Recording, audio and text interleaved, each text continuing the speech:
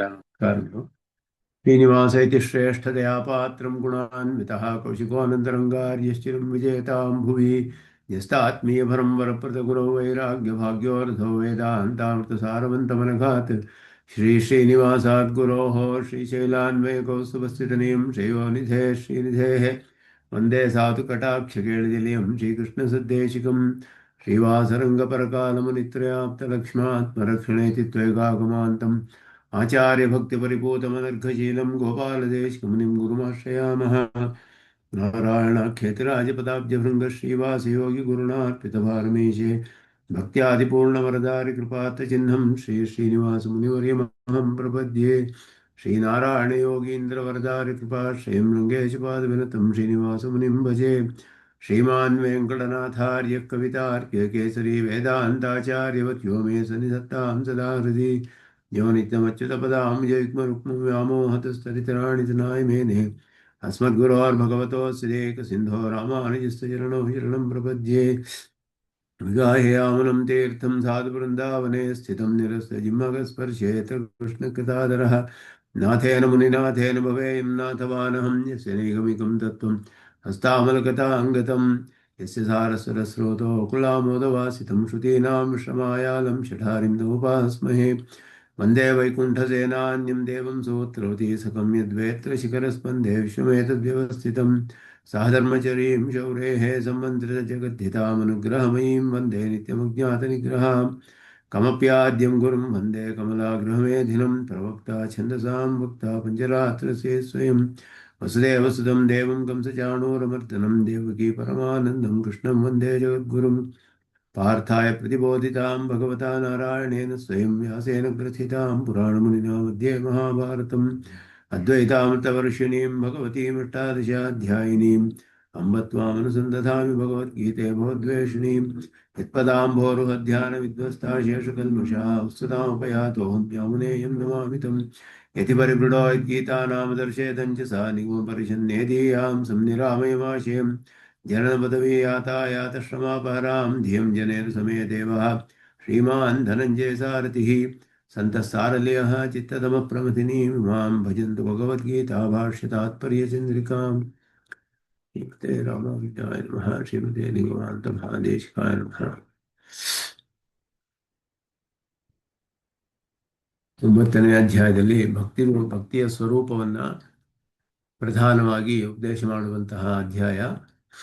ಇಲ್ಲಿ ಆರಂಭದಲ್ಲಿಯೇ ಪರಮಾತ್ಮನು ಭಕ್ತಿ ಒಂದು ಅತ್ಯಂತ ರಹಸ್ಯವಾದ ಜ್ಞಾನವನ್ನು ನಿನಗೆ ಉಪದೇಶ ಮಾಡುತ್ತೇನೆ, ಯಾವುದನ್ನು ತಿಳಿದರೆ ನೀನು ಸಂಸಾರವನ್ನು ತಪ್ಪಿಸ್ಕೊಳ್ಬಹುದು ಅಂತ ಹೇಳಿ ಆ ಉಪಾಸನೆಯನ್ನು ಪ್ರಶಂಸೆ ಮಾಡಿ, ರಾಜವಿದ್ಯಾ ರಾಜಗುಹ್ಯಂ ಪವಿತ್ರಮಿದಂ ಉತ್ತಮಂ ಉತ್ತಮಂ ಪವಿತ್ರಂ, ಅತ್ಯುತ್ತಮವಾದದ್ದು. ಯಾಕೆ ಅಂದರೆ ಸಂಸಾರಕ್ಕೆ ಪರಮಾತ್ಮನ ಪ್ರಾಪ್ತಿಗೆ ವಿರೋಧಿಯಾದ ಎಲ್ಲ ದೋಷಗಳನ್ನು ನಾಶಪಡಿಸುವಂತಹ ಇದು ಉಪಾಸನೆ ಅಂತ ಹೇಳುವುದು. ಅದು ಸ್ವತಃ ಪ್ರತ್ಯಕ್ಷ ಅವಗಮಂ ಧರ್ಮ್ಯಂ ಸುಸುಖಂ ಕರ್ತುಮವ್ಯಯಂ ಅಂತ ಹೇಳಿ, ಇದು ಪ್ರತ್ಯಕ್ಷವಾಗಿ ವಿಷಯವನ್ನು ಪ್ರತ್ಯಕ್ಷಗೊಳಿಸುತ್ತೆ. ಅದು ಅಂತಹ ಉಪಾಸನೆ ಪರಮಾತ್ಮನನ್ನು ಪ್ರತ್ಯಕ್ಷ ಸಾಕ್ಷಾತ್ಕಾರ ಮಾಡಿಕೊಳ್ಳುವುದಕ್ಕೆ ಇದು ಉಪಾದೇಯವಾದದ್ದು. ಸುಸುಖಂ ಧರ್ಮ್ಯಂ ಧರ್ಮ ಮಾರ್ಗದಲ್ಲಿರುವಂತಹದ್ದು. ಮತ್ತು ಅತ್ಯಂತ ಸುಖ ಸ್ವರೂಪ ಉಪಾಸನೆಯೇ ಅತ್ಯಂತ ಸುಖರೂಪವಾದದ್ದು. ಆ ಉಪಾಸನೆಗೆ ವಿಷಯವೂ ಕೂಡ ಸುಖರೂಪವಾದದ್ದರಿಂದ, ಎರಡು ಕಾರಣಗಳಿಂದಲೂ ಅತ್ಯಂತ ಸುಖರೂಪವಾದದ್ದು. ಇದು ಸ್ವತಃ ಪುರುಷಾರ್ಥ ರೂಪವಾದದ್ದು.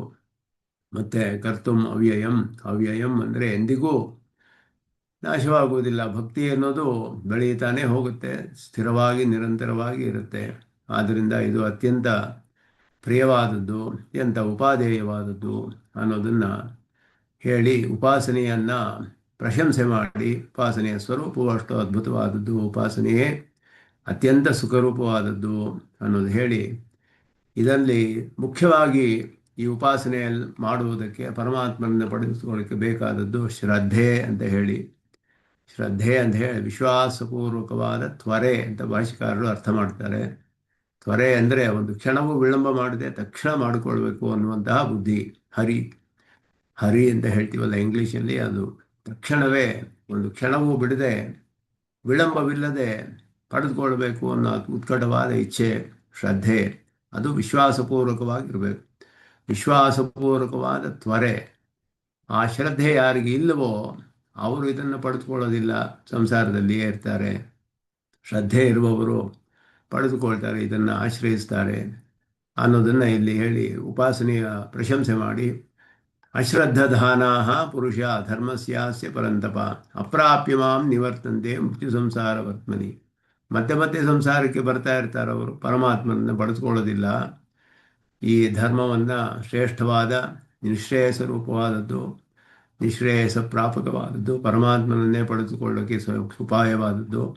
ಈ ಉಪಾಸನೆಯನ್ನು ಯಾರು ಶ್ರದ್ಧೆ ಇಲ್ಲದವರು ಅವರು ಸ್ವೀಕಾರ ಮಾಡುವುದಿಲ್ಲ ಅನ್ನೋದನ್ನ ಇಲ್ಲಿ ಉಪಾಸನಾಖ್ಯಸ್ಯ ಧರ್ಮಸ್ಯ ಅಸ್ಯ, ಉಪಾಸನೆ ಅನ್ನುವಂತಹ ಈ ಧರ್ಮ ಯಾವುದಿದೆಯೋ ಅದು ನಿರತಿಶಯ ಪ್ರಿಯ ಮದ್ವಿಷಯತೆಯ ಸ್ವಯಂ ನಿರತಿಶಯ ಪ್ರಿಯ ರೂಪಸ್ಯ, ಪರಮಾತ್ಮನನ್ನ ವಿಷಯವಾಗಿ ಉಳ್ಳದ್ದು. ಪರಮಾತ್ಮನು ಎಂತಹವನು ಅಂತ ಹೇಳಿದ್ರೆ ನಿರತಿಶಯ ಪ್ರಿಯನಾದವನು, ನಿರತಿಶಯ ಪ್ರಿಯನಾದವನು, ಪರಿಪೂರ್ಣ ಆನಂದ ಸ್ವರೂಪನಾದ ಪರಮಾತ್ಮ, ಅವನನ್ನು ವಿಷಯವಾಗಿ ಉಳ್ಳಂತಹದ್ದು. ಮತ್ತು ಉಪಾಸನೆಯೇ ಅಂತಹ ಆನಂದ ಸ್ವರೂಪನಾದ ಪರಮಾತ್ಮನ ಧ್ಯಾನವಾದ್ದರಿಂದ ಉಪಾಸನೆಯು ಅತ್ಯಂತ ಪ್ರಿಯ ರೂಪವಾಗಿರುವುದು, ನಿರತಿಶಯ ಪ್ರಿಯ ರೂಪವಾದದ್ದು. ಅದರ ಫಲವೂ ಹಾಗೆಯೇ ಪರಮ ನಿಶ್ರೇಯಸ ರೂಪ ಮತ್ತು ಪ್ರಾಪ್ತಿ ಸಾಧನಾಖ್ಯ ಅವ್ಯಯ ಅವ್ಯಯಸ್ಯ ಉಪಾದಾನ ಯೋಗ್ಯದಶಾಂ ಪ್ರಾಪ್ಯ, ಉಪಾದಾನ ಸ್ವೀಕಾರ ಮಾಡುವುದಕ್ಕೆ ಯೋಗ್ಯತೆಯಾಗಿರುವ ದಶವನ್ನು ಪಡೆದುಕೊಳ್ಳುವರು ಅಂತ ಅರ್ಥ.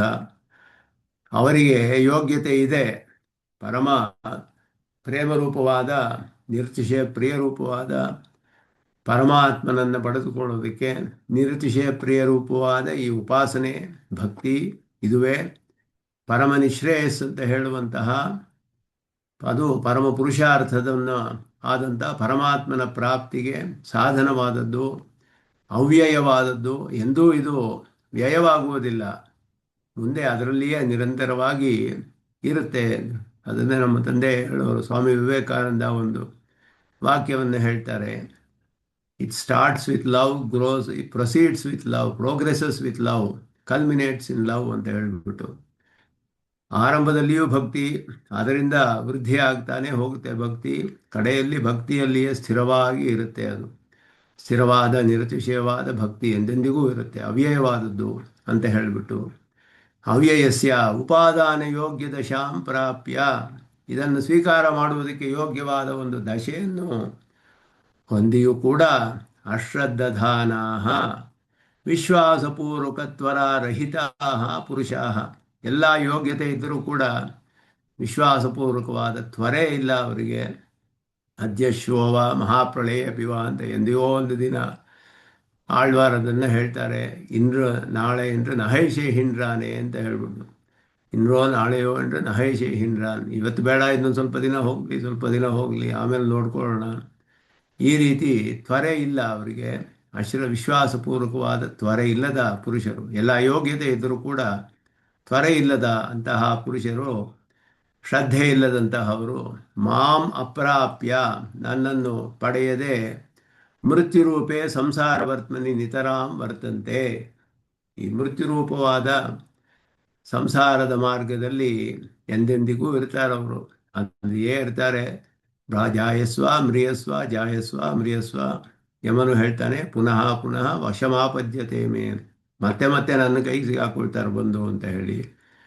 ಇಂತಹ ಒಂದು ಎಲ್ಲ ಯೋಗ್ಯತೆ ಇದ್ದರೂ, ಅತ್ಯಂತ ಸುಖರೂಪವಾಗಿದ್ದರೂ, ವಿಷಯವೂ ಅತ್ಯಂತ ಸುಖರೂಪವಾಗಿರುವಂತಹ ಇಂತಹ ಭಕ್ತಿ, ಅದನ್ನು ಅನುಷ್ಠಾನ ಮಾಡೋಕ್ಕೆ ಎಲ್ಲ ಯೋಗ್ಯತೆ ಇದ್ದರೂ, ಆ ದಶೆಯನ್ನು ಹೊಂದಿಯೂ ಕೂಡ ಎಲ್ಲ ಉಪಕರಣಗಳಿದೆ, ಶಾಸ್ತ್ರವಿದೆ, ಆಚಾರ್ಯರಿದ್ದಾರೆ, ಎಲ್ಲರೂ ಇದ್ದಾರೆ, ಎಲ್ಲವೂ ಇದ್ದರೂ ಕೂಡ ಅವನಿಗೆ ವಿಶ್ವಾಸವಿಲ್ಲ, ವಿಶ್ವಾಸಪೂರ್ವಕ ತ್ವರೆ ಇಲ್ಲ. ಅಂತಹ ಪುರುಷರು ಸಂಸಾರ ಮಾರ್ಗದಲ್ಲಿಯೇ ಇರ್ತಾರೆ ಅಂತ ಹೇಳಿ, ಇದು ಆಶ್ಚರ್ಯ ಅನ್ನೋದು ಪರಮಾತ್ಮನ ವಾಕ್ಯ ಅಂತ ಸ್ವಾಮಿ ದೇಶಿಕನ್ ಹೇಳ್ತಾರೆ. ಭಾಷ್ಯಕಾರರು ಹೇಳ್ತಿದ್ದಾರೆ, ಅಹೋ ಮಹಾದಿದಮ ಆಶ್ಚರ್ಯಂ, ಇದು ಕೃಷ್ಣನ ಮಾತು, ಅವನಿಗೆ ಆಶ್ಚರ್ಯ, ಇದೇನಪ್ಪ ಈ ರೀತಿ ಚೇತನರಿಗೆ ಎಲ್ಲ ದೇಹ ಇಂದ್ರಿಯಗಳು ಶಾಸ್ತ್ರ ಆಚಾರ್ಯ ಎಲ್ಲ ಕೊಟ್ಟು ಅವರಿಗೆಲ್ಲ ಯೋಗ್ಯತೆಯನ್ನು ಕೊಟ್ಟಿದ್ರು, ಚಿತ್ ಶಕ್ತಿ ಏನು, ಅನುಷ್ಠಾನ ಶಕ್ತಿ ಏನು, ಎಲ್ಲ ಇದ್ರೂ ಕೂಡ ಹೀಗಿದಾರಲ್ಲ ಅಂತ ಅವನಿಗೆ ಆಶ್ಚರ್ಯ ಪಡ್ತಾನೆ. ಪರಮಾತ್ಮ ಅಂತ ಹೇಳಿ ಮಹಾದಿದಂ ಆಶ್ಚರ್ಯಂ, ಎಂತಹ ಆಶ್ಚರ್ಯ ಇದು ಅನ್ನೋದನ್ನ ಇಲ್ಲಿ ಹೇಳ್ತಾರೆ. ಇದೆಲ್ಲ ಅವರವರ ಪೂರ್ವಕರ್ಮದ ಒಂದು ಫಲ, ಆದ್ದರಿಂದ ಹಾಗಾಗುತ್ತೆ. ಉಕ್ತ ಪ್ರಕಾರ ಶ್ರದ್ಧೆಯ ಜ್ಞಾನಾನುಷ್ಠಾನ ಅಭಾವೇ, ಹಿಂದೆ ಹೇಳಿದಂತಹ ಶ್ರದ್ಧೆ ಮಾಡಲು, ಶ್ರದ್ಧೆ ತ್ವರೆಯಿಂದ ವಿಶ್ವಾಸದಿಂದ ತ್ವರೆ ಮಾಡಿ ತಕ್ಷಣ ಮಾಡಬೇಕು ಅನ್ನುವಂತಹ ಒಂದು ಶ್ರದ್ಧಾ ಅಂತ ಹೇಳುವುದು, ಅದಕ್ಕೆ ಯೋಗ್ಯವಾದಂತಹ ಆ ಜ್ಞಾನದ ಅನುಷ್ಠಾನ. ಯತ್ ಜ್ಞಾತ್ವಾ ಮೋಕ್ಷಸೆ ಅಶುಭಾತ್ ಅಂತ, ಜ್ಞಾತ್ವಾ ಅಂತ ಹೇಳಿದ್ರೆ ಅನುಷ್ಠಾನದಲ್ಲಿ ಪರ್ಯವಸನವಾಗಿ, ಜ್ಞಾತ್ವಾ ಅನುಷ್ಠಾನ ಮಾಡಿ, ಆ ಅನುಷ್ಠಾನವು ಇಲ್ಲದೆ ಹೋದರೆ, ಆ ಜ್ಞಾನವನ್ನು ಪಡೆದುಕೊಂಡು ಅದರ ಅನುಷ್ಠಾನ ಮಾಡದೆ ಹೋದರೆ ಮೋಕ್ಷಹಾನ ಸಿದ್ಧ್ಯತಿ, ಮೋಕ್ಷ ಸಿಗೋದಿಲ್ಲ ಅನ್ನೋದನ್ನು ತೋರಿಸಿ ದರ್ಶೆಯನ್ನು ಸ್ವರೂಪತಃ ಫಲತಶ್ಚ ನಿರತಿಶಯ ಸುಖರೂಪಸ್ಯ, ಅದರ ಸ್ವರೂಪವೇ ಸುಖರೂಪವಾದದ್ದು, ಉಪಾಸನೆಯೇ ಸುಖರೂಪವಾದದ್ದು, ಫಲವೂ ಕೂಡ ಅದು ನಿರತಿಶಯ ಆನಂದ ರೂಪನಾದ ಪರಮಾತ್ಮನ ಪ್ರಾಪ್ತಿ, ಅದು ಕೂಡ ಫಲವೂ ಕೂಡ ನಿರತಿಶಯ ಸುಖವಾದದ್ದು. ಸರ್ವೈಹಿ ಅನುಷ್ಠಾನ ಅಭಾವೇ ಹೇತುಂಚ ವದನ್, ಎಲ್ಲರೂ ಯಾಕೆ ಇದನ್ನು ಮಾಡೋದಿಲ್ಲ ಅಂತ ಹೇಳಿದ್ರೆ ಅದಕ್ಕೆ ಕಾರಣವನ್ನು ಹೇಳ್ತಾರೆ. ಯಾಕೆ ಅಂತ ಹೇಳ್ಬಿಟ್ಟು, ಯಾಕೆ ಈ ಲೋಕಃ ಸೌ ಲೋಕಃ ನ ಸಂಪೂರ್ಯತೆ, ಒಂದು ಪ್ರಶ್ನೆ ಕೇಳ್ತಾರೆ ಪಂಚಾಗ್ನಿ ವಿಜಯಲ್ಲಿ, ಯಾಕೆ ಆ ಲೋಕ ತುಂಬೋದಿಲ್ಲ ಯಾಕೆ ಅಂತ ಹೇಳಿದ್ರೆ ಈ ಜನಗಳು ಇಲ್ಲೇ ಇದ್ದಾರೆ, ಯಾರೂ ಉಪಾಸನೆ ಮಾಡಿ ಹೋಗೋದಿಲ್ಲ, ಅದಕ್ಕೋಸ್ಕರ. ನಾಣ್ಯಃ ಪಂಥ ಅಯನಾಯ ಇತ್ಯಾದಿಕಂ ಉಪಬ್ರಹ್ಮಯತಿ. ನಾಣ್ಯಃ ಪಂಥ ಅಯನಾಯ, ಬೇರೆ ಮಾರ್ಗವು ಯಾವುದೂ ಇಲ್ಲ ಸಂಸಾರವನ್ನು ದಾಟುವುದಕ್ಕೆ. ಅವುಗಳನ್ನೆಲ್ಲ ಅದರ ಅರ್ಥವನ್ನು ವಿಶದವಾಗಿ ಇಲ್ಲಿ ಹೇಳ್ತಾರೆ. ಅಶ್ರದ್ಧಾನಾಹ ಇತಿ ಶ್ಲೋಕೇನ, ಅಂದರೆ ಬೇರೆ ಮಾರ್ಗವೇ ಇಲ್ಲ, ಆದರೆ ಆ ಮಾರ್ಗಕ್ಕೆ ಯಾರೂ ಹೋಗ್ತಾ ಇಲ್ವಲ್ಲ ಅಂತ ಆಶ್ಚರ್ಯ ಪಡ್ತಾನೆ ಪರಮಾತ್ಮ. ಅಸ್ಯ ಇತಿ ಪೂರ್ವೋಕ್ತ ಸರ್ವಾಕಾರ ಪರಾಮರ್ಶ ನಿರತಿಶಯ ಇತ್ಯಾದಿನ, ಹಿಂದೆ ಹೇಳಿದ ಎಲ್ಲ ರಾಜವಿದ್ಯಾ ರಾಜಗುಖ್ಯಂ ಪವಿತ್ರಮಿದಂ ಉತ್ತಮಂ ಎಲ್ಲ ಹೇಳಿದಂಗೆ ಅದರ ಒಂದು ಸ್ವರೂಪವನ್ನು, ಉಪಾಸನೆಯ ಸ್ವರೂಪವನ್ನು ಹೇಳಿದ್ದು, ಅದ್ಭುತವಾದದ್ದು, ಅತ್ಯಂತ ರಹಸ್ಯವಾದದ್ದು, ಅತ್ಯಂತ ಶ್ರೇಷ್ಠವಾದ ವಿದ್ಯೆಗಳಲ್ಲೆಲ್ಲ ರಾಜಸ್ಥಾನದಲ್ಲಿದೆ. ಮಹಾಮನಸ್ಕರು ಅದನ್ನು ಮಾಡ್ತಾರೆ, ಅದನ್ನು ಹಾಗೆಯೇ ರಕ್ಷಣೆ ಮಾಡ್ತಾರೆ, ಮಾಡೋಕ್ಕೆ ಅವರಿಗೆ ಸಾಮರ್ಥ್ಯವಿದೆ. ಇದೆಲ್ಲ ಹೇಳಿದ ಸುಖರೂಪವಾದ ವಿಷಯವೂ ಸುಖವಾದ ಉಪಾಸನೆ, ಅದು ನಿರತಿಶಯ ಪ್ರಿಯ ಮದ್ವಿಷಯತೆಯ, ಪರಮಾತ್ಮನನ್ನೇ ವಿಷಯವಾಗಿ ಉಳ್ಳದ್ದು. ಸ್ವಯಂ ನಿರತಿಶಯ ಪ್ರಿಯ ರೂಪಸ್ಯ, ಇದು ಭಾಷಿಕಾರರಲ್ಲಿ ಬರುತ್ತಿರೋದು ಕೃಷ್ಣನ ವಾಕ್ಯ, ಆದ್ದರಿಂದ ಇಲ್ಲಿಯೂ ಮಹದಿದಮಾಶ್ಚರ್ಯಂ ಅದೋದು ಕೃಷ್ಣನ ವಾಕ್ಯವೇ ಅಂತ ಹೇಳ್ತಾರೆ. ನಿರತಿಶಯ ಪ್ರಿಯ ಮದ್ವಿಷಯತೆಯ, ನನ್ನನ್ನೇ ವಿಷಯವಾಗಿ ಹೊಂದಿರುವಂತಹದ್ದು ಇದು ಅಂತ ಹೇಳಿ, ಅಂತಹ ಧರ್ಮಸ್ಯ ಇತಿ ಸಂಬಂಧ ಸಾಮಾನ್ಯ ವಿಷಯಾಯ ಷಷ್ಟ್ಯಾಹ ಫಲಿತ ಅನ್ವಯ ಪ್ರದರ್ಶನಾಯ ಉಪಾದಾನ ಯೋಗ್ಯ ದಶಾಂ ಪ್ರಾಪ್ಯ. ಅಸ್ಯ ಧರ್ಮಸ್ಯ, ಈ ಧರ್ಮದ ಅಂತ ಹೇಳಿದ್ರೆ, ಈ ಧರ್ಮದ ಅಸ್ಯ ಧರ್ಮಸ್ಯ ಅಶ್ರದ್ಧದಾನಾಹ ಪುರುಷಾಃ ಅಶ್ಯ ಧರ್ಮಸ್ಯ ಅಪ್ರಾಪ್ಯ ಮಾಂ ನಿವರ್ತಂತೆ ಅಂತ ಹೇಳಿದಾಗ, ಪುರುಷಾಃ ಅಂತ ಹೇಳಿದಾಗ ಈ ಧರ್ಮಕ್ಕೂ ಅವರಿಗೂ ಸಂಬಂಧವು ಹೇಳಲ್ಪಟ್ಟಿತು. ಷಷ್ಠಿ ವಿಭಕ್ತಿಯಿಂದ ಸಾಮಾನ್ಯ ಸಂಬಂಧ ಸಾಮಾನ್ಯದಲ್ಲಿ ಷಷ್ಠಿ ವಿಭಕ್ತಿ ಬರುತ್ತೆ. ಸಂಬಂಧ ಸಾಮಾನ್ಯ ವಿಷಯವನ್ನು ಹೇಳುವ ಷಷ್ಠಿಯಲ್ಲಿ ಅದರಿಂದ ಏನು ಅನ್ವಯ ಅಂತ ಹೇಳಿದ್ರೆ ಉಪಾದಾನ ಯೋಗ್ಯ ದಶಾಂ ಪ್ರಾಪ್ಯ ಅಂತ ಅರ್ಥ. ಈ ಸಂಸಾರ ಈ ಧರ್ಮದಲ್ಲಿ ಶ್ರದ್ಧೆಯನ್ನು ಹೊಂದಿದೆ ಅಂತ ಹೇಳಿದ್ರೆ, ಈ ಧರ್ಮದಲ್ಲಿ ಯೋಗ್ಯವಾದ ಧರ್ಮವನ್ನು ಅನುಷ್ಠಾನ ಮಾಡುವುದಕ್ಕೆ ಯೋಗ್ಯವಾದ ದಶೆಯನ್ನು ಹೊಂದಿಯೂ ಅಶ್ರದ್ಧದಾನರಾದವರು ಅಂತ ಅರ್ಥ. ಅದರಿಂದ ಇಲ್ಲಿ ದಶಾಂ ಪ್ರಾಪ್ಯ ಅಶ್ರದ್ಧದಾನಾಹ ಅಂತ ಹೇಳಿ, ನಿರತಿಶಯ ಉಪಾದಾನ ಯೋಗ್ಯ ದಶಾಂ ಪ್ರಾಪ್ಯ ಅಥವಾ ಶ್ರದ್ಧಾ ನಿಷೇಧ ತತ್ಪ್ರಸಂಗೆ ಸತಿ ಇತಿ ಅಭಿಪ್ರಾಯ. ಶ್ರದ್ಧೆ ಎನ್ನುವುದು ಇರೋದಿಲ್ಲ ಅವರಿಗೆ ಅಂತ ಹೇಳಿ, ಆದ್ದರಿಂದ ಅಶ್ರದ್ಧಾನ, ಆ ಒಂದು ಯೋಗ್ಯ ದಶೆಯನ್ನು ಹೊಂದಿದೆಯೂ ಕೂಡ ಅವರಿಗೆ ಶ್ರದ್ಧೆ ಇರೋದಿಲ್ಲ. ಕಾರಣ ನಿವೃತ್ತೇ ಕಾರ್ಯಾನುಷ್ಠಾನ ನಿವೃತ್ತಿ ಪರ್ಯಂತತ್ವ ಪ್ರದರ್ಶನಾಯ ವಿಶ್ವಾಸಪೂರ್ವಕ ತ್ವರಾರಹಿತ ಅಂತ ಹೇಳಿ, ಕಾರಣವಿಲ್ಲದೆ ಇವರಿಗೆ ಕಾರಣ ಇಲ್ಲದೆ ಇರೋದ್ರಿಂದ ಕಾರ್ಯಾನುಷ್ಠಾನ ಮಾಡೋದಿಲ್ಲ. ಕಾರಣ ವಿಶ್ವಾಸಪೂರ್ವಕವಾದ ತ್ವರೆ ಕಾರಣ, ಅಕಾರಣ ಇದ್ದರೆ ಉಪಾಸನೆ ಅನ್ನುವ ಕಾರ್ಯವು ನಡೆಯುತ್ತೆ. ಕಾರಣವಿಲ್ಲದೆ ಹೋದರೆ ಕಾರ್ಯ ಇರೋದಿಲ್ಲ. ಆದ್ದರಿಂದ ಯದಭಾವೇ ಯದಭಾವ. ಕಾರಣ ಇಲ್ಲದೆ ಹೋದರೆ ಕಾರ್ಯ ಇರಕ್ಕೆ ಸಾಧ್ಯವಿಲ್ಲ. ಕಾರ್ಯ ಇದ್ದರೆ ಕಾರಣವಿರಬೇಕು. ಇವ್ರು ಉಪಾಸನೆ ಯಾಕೆ ಮಾಡ್ತಿಲ್ಲ, ಯಾಕೆ ಸಂಸಾರದಲ್ಲಿಯೇ ಇದ್ದಾರೆ ಎಷ್ಟು ಜನ ಅಂತ ಹೇಳಿದ್ರೆ, ಅವರಿಗೆ ವಿಶ್ವಾಸಪೂರ್ವಕವಾದ ತ್ವರೆ ಇಲ್ಲದೆ ಇರೋದ್ರಿಂದ, ಶ್ರದ್ಧೆ ಇಲ್ಲ ಅವರಿಗೆ. ಇಂತಹ ಒಂದು ಉತ್ತಮವಾದ ಮಾರ್ಗವಿದೆ ಸಂಸಾರದಿಂದ ತಪ್ಪಿಸಿಕೊಂಡು ಪರಮಾತ್ಮನನ್ನು ಪಡೆದುಕೊಳ್ಳೋದಕ್ಕೆ ಅನ್ನೋದನ್ನು ತಿಳಿದು ಕೂಡ ಒಂದು ದಶೆಯನ್ನು, ಯೋಗ್ಯವಾದ ದಶೆಯನ್ನು ಹೊಂದಿಯೋ ಸ್ವೀಕಾರ ಮಾಡದೇ ಇರೋ ಅಂಥದನ್ನ ಇಲ್ಲಿ ಅದುವೇ ಕಾರಣ ಅಂತ ಹೇಳಿ. ಯಾಕೆ ಅಂದರೆ ಅವರಿಗೆ ತ್ವರೆ ಇಲ್ಲ, ಶ್ರದ್ಧೆ ಇಲ್ಲ. ಮೃತ್ಯುರೂಪ ಇತಿ ಬಾಧಕ ಸ್ವರೂಪ. ಮೃತ್ಯು ಅಂತ ಹೇಳೋದು ಮೃತ್ಯು ಸಂಸಾರ ವರ್ತಮನಿ. ಮೃತ್ಯು ಸಂಸಾರ ಅಂತ ಹೇಳಿದಾಗ ಮೃತ್ಯುರೂಪವಾದ ಸಂಸಾರ ಮಾರ್ಗ ಅಂತ ಹೇಳಲ್ಪಟ್ಟಿದೆ. ಬಾಧಕ ಸ್ವರೂಪ ಅದುವೇ ಬಾಧಕವಾದದ್ದು. ಅಥವಾ ಮರಣಗರ್ಭತ್ವಾದೇವ ಮೃತ್ಯುರೂಪತ. ಇಲ್ಲಿ ಮರಣ, ಜನನ ಮರಣ, ಜನನ ಮರಣ ಇರೋದ್ರಿಂದ, ಮರಣವನ್ನು ಹೊಂದಿರೋದ್ರಿಂದ ಮೃತ್ಯು ಅನ್ನುವ ಶಬ್ದವೇ ಮರಣ ಅನ್ನು ತಿಳಿಸುತ್ತೆ. ಮೃತ್ಯು ಸಂಸಾರ, ಮರಣವನ್ನು ಹೊಂದಿರುವಂತಹ ಈ ಸಂಸಾರದ ಮಾರ್ಗ. ಅದರಿಂದ ಅವರು ನಿವರ್ತಂತೆ, ಮಾಂ ಅಪ್ರಾಪ್ಯ ನಿವರ್ತಂತೆ. ನಿವರ್ತಂತೆ ಅನ್ನೋದಕ್ಕೆ ವಿಶೇಷವಾದ ಅರ್ಥ ಹೇಳ್ತಾರೆ. ಪ್ರತಿನಿವೃತ್ತಿ ವಿವಕ್ಷಾಯಾಮ್ ಅವಧಿಸಾಕಾಂಕ್ಷತ್ವಾದತ್ರ ತತ್ ನಿರ್ದೇಶ ಅಭಾವಾತ್ ತನ್ನಿರ್ದೇಶಾಭಾವಾತ್ ಮಾಂ ಅಪ್ರಾಪ್ಯ ಇತಿ ಪೃಥಕ್ ನಿರ್ದಿಷ್ಟತ್ವೇನ ಪರಮಪುರುಷಸ್ಯಾಪಿ ಅವಧಿಕತ್ವಕಲ್ಪನಾ ಯೋಗಾತ್ ಸಂಸಾರವರ್ತ್ಮನಿ ಇತಿ ಸಪ್ತಮ್ಯಾಹ ಸ್ವರಸತಃ ಆಧೇಯ ಸಾಕಾಂಕ್ಷತ್ವಾತ್ ಉಪಸರ್ಗಾಣಾಂ ಚ ಅನೇಕಾರ್ಥತ್ವಾತ್ ನಿತರಾಂ ವರ್ತಂತೆ. ನಿವರ್ತಂತೆ ಅನ್ನೋದಕ್ಕೆ ಭಾಷ್ಯಕಾರರು ಹೇಗೆ ಅರ್ಥ ಮಾಡಿದ್ದಾರೆ ಅನ್ನೋದಕ್ಕೆ ಬೇಕಾದಷ್ಟು ವಿವರಣೆ ಕೊಡ್ತಾರೆ ಇಲ್ಲಿ ಸ್ವಾಮಿ ದೇಶಿಕನ್, ಸಮರ್ಥನೆ ಮಾಡೋದಕ್ಕೆ. ನಿವರ್ತಂತೆ ಅಂತ ಹೇಳಿದ್ರೆ ನಿವೃತ್ತಿ ಅಂದರೆ ಹೋಗಿ ವಾಪಸ್ ಬರೋದು, ತಿರುಗಿ ಬರೋದು ಅಂತ ಅರ್ಥ. ನಿವರ್ತಂತೆ ಅಂತ ಹೇಳಿದ್ರೆ ಮತ್ತೆ ತಿರುಗಿ ಬರೋದು ಅಂತ ಅರ್ಥ.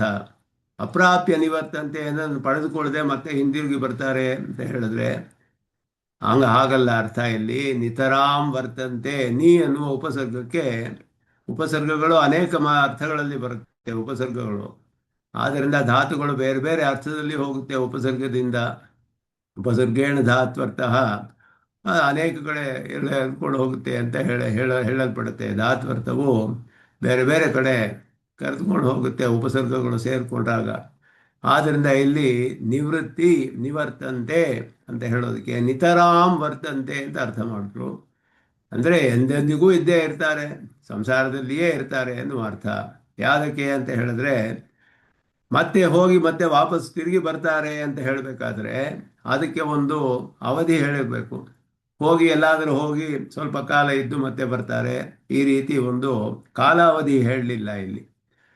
ಅವಧಿಯಲ್ಲಿ ಪ್ರತಿನಿವೃತ್ತಿ ವಿವಕ್ಷಾಯಾಮ್ ಅವಧಿ ಸಾಕಾಂಕ್ಷತ್ವಾತ್. ಅವಧಿಯ ಆಕಾಂಕ್ಷೆ ಇದೆ. ಪ್ರತಿನಿವೃತ್ತಿ ಅಂದರೆ ಅವರು ಮಾಂ ಅಪ್ರಾಪ್ಯ ನಿವರ್ತಂತೆ ಅಂತ ಹೇಳಿದ್ರೆ ಎಲ್ಲೋ ಹೋಗಿ ಸ್ವಲ್ಪ ಕಾಲ ಇದ್ಬಿಟ್ಟು ಮತ್ತೆ ಬರ್ತಾರೆ ಅನ್ನೋ ಹಾಗಾಗುತ್ತೆ. ಎಷ್ಟು ಕಾಲ ಇರ್ತಾರೆ ಏನು ಅದೆಲ್ಲ ಏನು ಇಲ್ಲಿ ಹೇಳದೇ ಇರೋದ್ರಿಂದ ಇದು ಒಂದು ಕಡೆ ಹೋಗಿ ಮತ್ತೆ ತಿರುಗಿ ಬರೋದು ಅನ್ನೋ ಅರ್ಥದಲ್ಲಿ ಬರೋದಿಲ್ಲ ನಿವೃತ್ತಿ ಅಂತ ಹೇಳೋದು. ನಿವರ್ತಂತೆ ಅಂದರೆ ಹೋಗಿ ಮತ್ತೆ ವಾಪಸ್ ಬರ್ತಾರೆ ಅನ್ನೋ ಅರ್ಥವಲ್ಲ. ಅಷ್ಟೇ ಅಲ್ಲದೆ ಮಾಂ ಅಪ್ರಾಪ್ಯ ಅಂತ ಹೇಳಿ ಬೇರೆ ಹೇಳಿರೋದ್ರಿಂದ ಪರಮಪುರುಷಸ್ಯ ಅಪಿ ಅವಧಿ ಕಲ್ಪನಾ ಅಯೋಗಾತೆ. ಪರಮಾತ್ಮನನ್ನು ಹೋಗಿ ಪಡೆದುಕೊಳ್ಳದೆ ಅಂತ ಹೇಳಿದ್ರೆ ಸ್ವಲ್ಪ ಕಾಲ ಪಡೆದುಕೊಳ್ಬೇಕು ತಿರುಗಿ ಬರ್ತಾರೆ ಅಂತ ಅರ್ಥವೇ, ಹಾಗರ್ಥವಲ್ಲ. ಪರಮಪುರುಷನಿಗೆ ಒಂದು ಅವಧಿಯನ್ನು ಕಲ್ಪನೆ ಮಾಡ್ಕೊಳ್ಳೋಕ್ಕಾಗೋದಿಲ್ಲ. ಅವನ್ನ ಪಡೆದುಕೊಂಡ್ಬಿಟ್ರೆ ಆಯಿತು, ನಿರಂತರವಾಗಿ ಅನಂತವಾಗಿ ಅಲ್ಲಿಯೇ ಇರ್ತಾರೆ ಅವರು. ಆದ್ದರಿಂದ ಅವನನ್ನು ಸ್ವರ್ಗಲೋಕಕ್ಕೆ ಹೋದರೆ ಸ್ವಲ್ಪ ಕಾಲ ಆದಮೇಲೆ ತಿರುಗಿ ಬರಬಹುದು. ಪರಮಾತ್ಮನನ್ನು ಅಪ್ರಾಪ್ಯ ಅಂತ ಹೇಳಿದಾಗ ಮಾಂ ಅಪ್ರಾಪ್ಯ, ಪರಮಾತ್ಮನಿಗೆ ಒಂದು ಅವಧಿ ಅನ್ನೋದಿಲ್ಲ, ಕಲ್ಪನೆ ಇಲ್ಲ. ಆದ್ದರಿಂದ ಸ್ವಲ್ಪ ಕಾಲ ಇದ್ದು ಮತ್ತೆ ಬರ್ತಾರೆ ಅನ್ನುವ ಅರ್ಥವಲ್ಲ ಇಲ್ಲಿ ನಿವರ್ತಂತೆ. ಮತ್ತೆ ಸಂಸಾರ ವರ್ತಮನಿ ಅನ್ನೋದು ಸಪ್ತಮಿ ವಿಭಕ್ತಿಯಲ್ಲಿದೆ. ಇಲ್ಲಿ ಸಪ್ತಮಿ ವಿಭಕ್ತಿಯಲ್ಲಿ ಸಂಸಾರ ವರ್ತಮನಿ, ಸಂಸಾರ ಮಾರ್ಗದಲ್ಲಿ ಅನ್ನೋದು ಆಧಾರ ಅಧಿಷ್ಠಾನ ಅರ್ಥದಲ್ಲಿ ಬರುತ್ತೆ, ಅದು ಸಪ್ತಮಿ ವಿಭಕ್ತಿ. ಆದ್ದರಿಂದ ಇಲ್ಲಿ ಆಧೇಯ ಸಾಕಾಂಕ್ಷತ್ವಾದ, ಸಂಸಾರ ಮಾರ್ಗದಲ್ಲಿ ಇರ್ತಾರೆ ಅಂತ ಹೇಳಿದ್ರೆ ಅದರಲ್ಲಿ ಇರ್ತಾರೆ ಅಂದರೆ ಯಾವುದು ಇರ್ತಾರೆ, ಎಷ್ಟು ಕಾಲ ಇರ್ತಾರೆ, ಹೇಗಿರ್ತಾರೆ ಇದೆಲ್ಲ ಅಲ್ಲಿ ಆಕಾಂಕ್ಷೆ ಬರುತ್ತೆ. ಒಂದು ಕಡೆ ಸಪ್ತಮಿ ವಿಭಕ್ತಿ ಇರೋದ್ರಿಂದ ಅಲ್ಲಿ ಆಧಾರ, ಅದಕ್ಕೆ ಆಧೇಯವನ್ನು ಹೇಳಬೇಕು.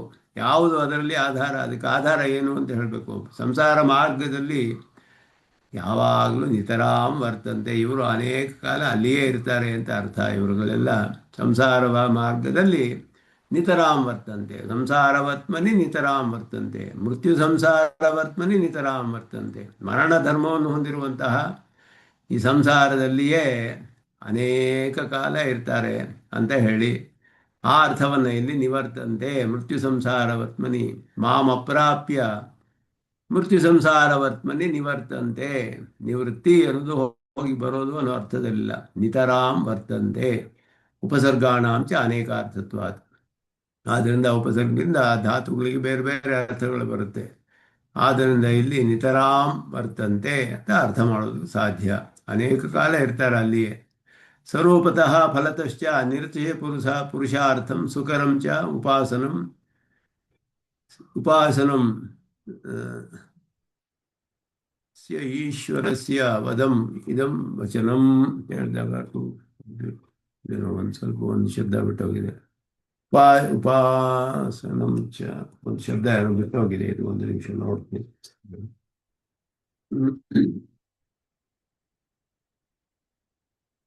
ಉಪಾಸನಂ ಜ್ಞಾತ್ವಾಪಿ ಪರಿತ್ಯಜ್ಯ ಒಂದು ಲೈನ್ ಬಿಟ್ಟೋಗಿದೆ ಅಲ್ಲಿ, ಒಂದು ಲೈನ್ ಬಿಟ್ಟೋಗಿದೆ ಕಡೆಯಲ್ಲಿ. ಉಪಾಸನಂ ಚ ಉಪಾಸನಂ ಸ್ವರೂಪತಃ ಫಲತಶ್ಚ ನಿರತಿಶಯ ಪುರುಷಾರ್ಥಂ ಸುಕರಂ ಚ ಉಪಾಸನಂ. ಸ್ವರೂಪದಲ್ಲಿಯೇ ನಿರತಿಶಯ ಸುಖರೂಪವಾದದ್ದು, ಫಲದಲ್ಲಿಯೂ ನಿರತಿಶಯ ಪುರುಷಾರ್ಥವಾದದ್ದು. ಬಹಳ ಸುಸುಖಂ ಕರ್ತುಂ, ಬಹಳ ಸುಲಭವಾದದ್ದು. ಯಾಕೆ ಅಂದರೆ ಅತ್ಯಂತ ಪ್ರಿಯರೂಪವಾದದ್ದು. ಈ ಉಪಾಸನಂ ಜ್ಞಾತ್ವಾಪಿ, ತಿಳಿದು ಕೂಡ, ಲೈನ್ ಬಿಟ್ಟೋಗಿದೆ ಅಲ್ಲಿ. ಜ್ಞಾತ್ವಾಪಿ ಪರಿತ್ಯಜ್ಯ, ಅದನ್ನು ಚೆನ್ನಾಗಿ ತಿಳಿದು ಕೂಡ ಅದನ್ನು ಬಿಟ್ಟು, ಪುರುಷಾಹ ಪುರುಷಾರ್ಥ ತಾರತಮ್ಯವಿದೋಪಿ, ಪುರುಷಾರ್ಥಗಳಲ್ಲಿ ತಾರತಮ್ಯ ಭಾವವಿದೆ ಅನ್ನೋದು ತಿಳಿದಿದ್ದಾರೆ. ಇದು ಪರಮ ಪುರುಷಾರ್ಥ ಅನ್ನೋದು, ಧರ್ಮಾರ್ಥ ಕಾಮ ಮೋಕ್ಷ ಅನ್ನೋದರಲ್ಲಿ ತಾರತಮ್ಯ ಭಾಗವಿದೆ. ಪುರುಷಾರ್ಥಗಳಲ್ಲಿ ಫಲಗಳಲ್ಲಿ ಒಂದು ಅಧಿಕವಾದದ್ದು, ಒಂದು ಕಡಿಮೆಯಾದದ್ದು, ಇದಕ್ಕಿಂತ ಮೇಲೆ ಒಂದು ಪುರುಷಾರ್ಥವಿಲ್ಲ. ಎಲ್ಲ ತಿಳಿದಿದ್ರೂ ಕೂಡ ನಿರತಿಶಯ ಅಪುರುಷಾರ್ಥಮಯಂ ಸಂಸಾರಂ ಆದರೇಣ ಸೇವಂತೆ. ನಿರತಿಶಯ ಅಪುರುಷಾರ್ಥ ರೂಪಂ ಸಂಸಾರಂ, ಇದಕ್ಕೆ ನೇರವಾಗಿ ವಿರುದ್ಧವಾದದ್ದು ಸಂಸಾರ. ಮೃತ್ಯು ಸಂಸಾರ ವರ್ತಮನಿ ಅಂತ ಹೇಳಿದಾಗ ಈ ಧರ್ಮ್ಯಂ ಸುಸುಖಂ ಕರ್ತುಮವ್ಯಯಂ ರಾಜವಿದ್ಯಾ ರಾಜಗುಹ್ಯಂ ಅಂತ ಹೇಳಿದ ಉಪಾಸನೆಗೆ ನೇರವಾಗಿ ವಿರುದ್ಧವಾದಂತಹ ನಿರತಿಶಯವಾದ ಅಪುರುಷಾರ್ಥ ರೂಪವಾದದ್ದು, ಅಪುರುಷಾರ್ಥಮಯವಾದ ಸಂಸಾರಂ. ಆ ಸಂಸಾರವನ್ನು, ಉಪಾಸನೆಯನ್ನು ಸುಖವಾಗಿ ಮಾಡೋದು ಬಿಟ್ಟು ನಿರತಿಶಯ ಅಪುರುಷಾರ್ಥಮಯವಾದ ಸಂಸಾರವನ್ನು ಅತ್ಯಂತ ಆದರದಿಂದ ಸೇವನೆ ಮಾಡ್ತಾರೆ ಅಂತ ಸ್ವಾಮಿ ದೇಶಿಕರು ಬರೀತಾರೆ.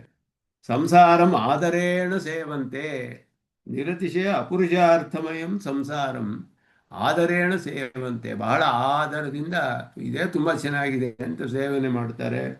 ಇತಿ ವಿಸ್ಮಯಾವಿದ್ಧಸ್ಯ ಇತಿ ವಿಸ್ಮಯಾವಿದ್ಧಸ್ಯ, ಹೀಗೆ ಅತ್ಯಂತ ಆಶ್ಚರ್ಯದಿಂದ ಹೊಂದಿದಂತಹ ಈಶ್ವರಸ್ಯ ಇದಂ ವಚನಂ, ಪರಮಾತ್ಮನ ವಚನ ಇದು.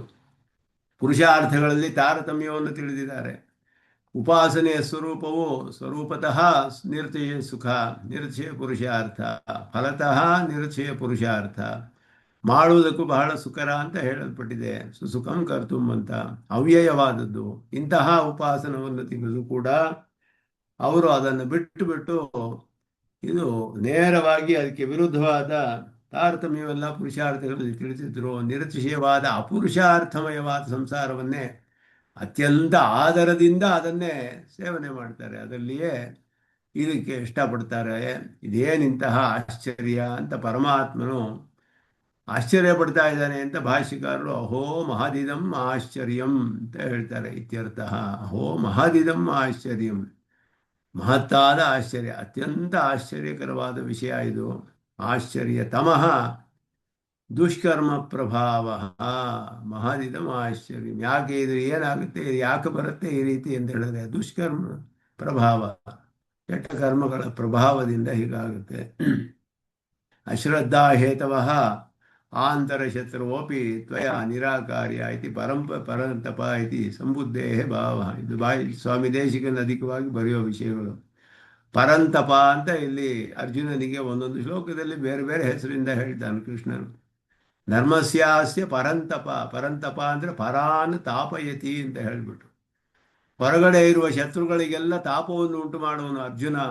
ಪರಮ ಪರಾಕ್ರಮಶಾಲಿ ಅವನು. ಪರಂತಪ ಪರಾನ್ ತಾಪಯತಿ, ಶತ್ರುಗಳನ್ನೆಲ್ಲ ನಾಶ ಮಾಡ್ತಾನೆ, ಅವರಿಗೆಲ್ಲ ತಾಪವನ್ನು ಉಂಟು ಮಾಡುವನು. ಬರೀ ಹೊರಗಿನ ಶತ್ರುಗಳಲ್ಲಪ್ಪ, ಆ ಅಂತರ ಶತ್ರುವನ್ನು ಕೂಡ ನೀನು ಜಯಿಸಬೇಕು ಅನ್ನೋದು ಇಲ್ಲಿ ಅಭಿಪ್ರಾಯ. ಪರಂತಪ ಅನ್ನೋದಕ್ಕೆ ಆ ಅಂತರ ಶತ್ರುವೋಪಿ ತ್ವಯ ನಿರಾಕಾರ್ಯ, ನೀನು ಹೊರಗಡೆ ಶತ್ರುಗಳನ್ನು ನೀನು ನಾಶ ಮಾಡ್ತೀಯಾ, ಅವರನ್ನೆಲ್ಲ ಸೋಲಿಸ್ಬಿಡ್ತೀಯ, ಜಯಿಸ್ತೀಯ, ಇದೆಲ್ಲ ಅವರಿಗೆ ಕಷ್ಟವನ್ನು ಉಂಟು ಮಾಡ್ತೀಯ ಅನ್ನೋದು ಪ್ರಸಿದ್ಧವಾಗಿದೆ ಲೋಕದಲ್ಲಿ. ಅದು ಸಾಲದು, ಒಳಗಿನ ಶತ್ರುಗಳನ್ನು ಕೂಡ ನೀನು ಜಯಿಸಬೇಕು. ಆಂತರ ಶತ್ರುವಃ ಅಪಿ. ಯಾಕೆ ಅಂದರೆ ಹೊರಗಿನ ಶತ್ರುಗಳು ದೇಹಕ್ಕೆ ಗಾಯವನ್ನು ಉಂಟು ಮಾಡ್ತಾರೆ. ಒಳಗಿನ ಶತ್ರು ಏನು ಮಾಡುತ್ತೆ ಅಂತ ಹೇಳಿದ್ರೆ ಶ್ರದ್ಧೆಯನ್ನು ನಾಶ ಮಾಡುತ್ತೆ. ಅಶ್ರದ್ಧಾ ಹೇತವಃ, ಅಶ್ರದ್ಧೆಗೆ ಕಾರಣವಾಗುವಂತಹ ಒಳಗಡೆ 5 ಜನ ಶತ್ರುಗಳಿದ್ದಾರಲ್ಲ, ಅವರನ್ನು ನೀನು ಇಂದ್ರಿಯಗಳನ್ನು ನಿಯಮನ ಮಾಡಿ, ಮನಸ್ಸನ್ನು ನಿಯಮನ ಮಾಡಿ, ಆಂತರ ಶತ್ರುಗಳು ಅಶ್ರದ್ಧೆಗೆ ಕಾರಣವಾದವರು, ಶ್ರದ್ಧೆ ಉಂಟಾಗದೇ ಇರೋ ಹಾಗೆ ಮಾಡ್ತೀನಿಗೆ, ಅವರನ್ನು ಕೂಡ ನೀನು ಜಯಿಸಬೇಕು, ಅವರನ್ನು ನಿಯಮಿಸಬೇಕು ಅನ್ನೋದು ಇಲ್ಲಿ ಪರಂತಪ ಅನ್ನುವ ಸಂಬುದ್ಧಿ ಅರ್ಜುನ ಹೇಳ್ತಾ ಇರೋದು.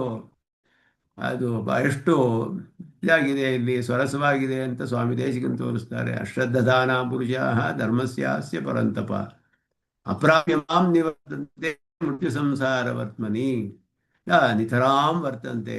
ಮರಣ ಧರ್ಮ ಹೊಂದಿರುವಂತಹ ಈ ಸಂಸಾರ ಮಾರ್ಗದಲ್ಲಿಯೇ ಅನೇಕ ಕಾಲ ಇಲ್ಲಿಯೇ ಇರ್ತಾರೆ, ನನ್ನನ್ನು ಪಡೆಯದೆ. ಯಾಕೆ ಅಂತ ಹೇಳಿದ್ರೆ ಈ ಧರ್ಮವು ಸುಸುಖವಾದ ಈ ಧರ್ಮವನ್ನು ಪಡೆಯಲು ಎಲ್ಲ ಯೋಗ್ಯತೆ ಇದ್ದರೂ ಆ ದಶೆಯನ್ನು ಹೊಂದಿಯೂ ಕೂಡ, ಅದನ್ನು ತಿಳಿದು ಕೂಡ, ಬೇರೆ ಪುರುಷಾರ್ಥಗಳಿಗೂ ಇದಕ್ಕೂ ಇರುವ ತಾರತಮ್ಯವನ್ನು ತಿಳಿದಿದ್ದರೂ ಕೂಡ ಅವರಿಗೆ ಶ್ರದ್ಧೆ ಅನ್ನೋದು ಉಂಟಾಗಿಲ್ಲ. ಇದೆಲ್ಲ ಪೂರ್ವ ಕರ್ಮದ ಪ್ರಭಾವ, ಇದು ದುಷ್ಟ ಪ್ರಭಾವ. ಇದೆಲ್ಲ ಕೂಡ ಆಶ್ಚರ್ಯತಮ, ಪರಮಾತ್ಮನೇ ಆಶ್ಚರ್ಯ ಪಡ್ತಾನೆ ಅನ್ನೋದನ್ನ ಇಲ್ಲಿ ಹೇಳ್ತಾರೆ. ಅದಾದ ಮೇಲೆ ಪರಮಾತ್ಮನು ಉಪಾಸನೆಯ ರೂಪವನ್ನು ಮತ್ತೆ ಅದನ್ನು ಸ್ವೀಕಾರ ಮಾಡದೇ ಇರುವುದಕ್ಕೆ ಕಾರಣ ಶ್ರದ್ಧೆ ಇಲ್ಲದೆ ಇರುವುದು, ವಿಶ್ವಾಸಪೂರ್ವಕವಾದ ತ್ವರೆ ಇಲ್ಲದೆ ಇರುವುದು, ಇದನ್ನು ತಿಳಿಸಿ ಅದಾದ ಮೇಲೆ ಈಗ ತನ್ನ ಮಾಹಾತ್ಮೆಯನ್ನು ಹೇಳ್ತಾನೆ. ಉಪಾಸ್ಯನ ಮಾಹಾತ್ಮ್ಯ, ಉಪಾಸನೆಯ ಮಾಹಾತ್ಮ್ಯವು ಹೇಳಲ್ಪಟ್ಟಿತು.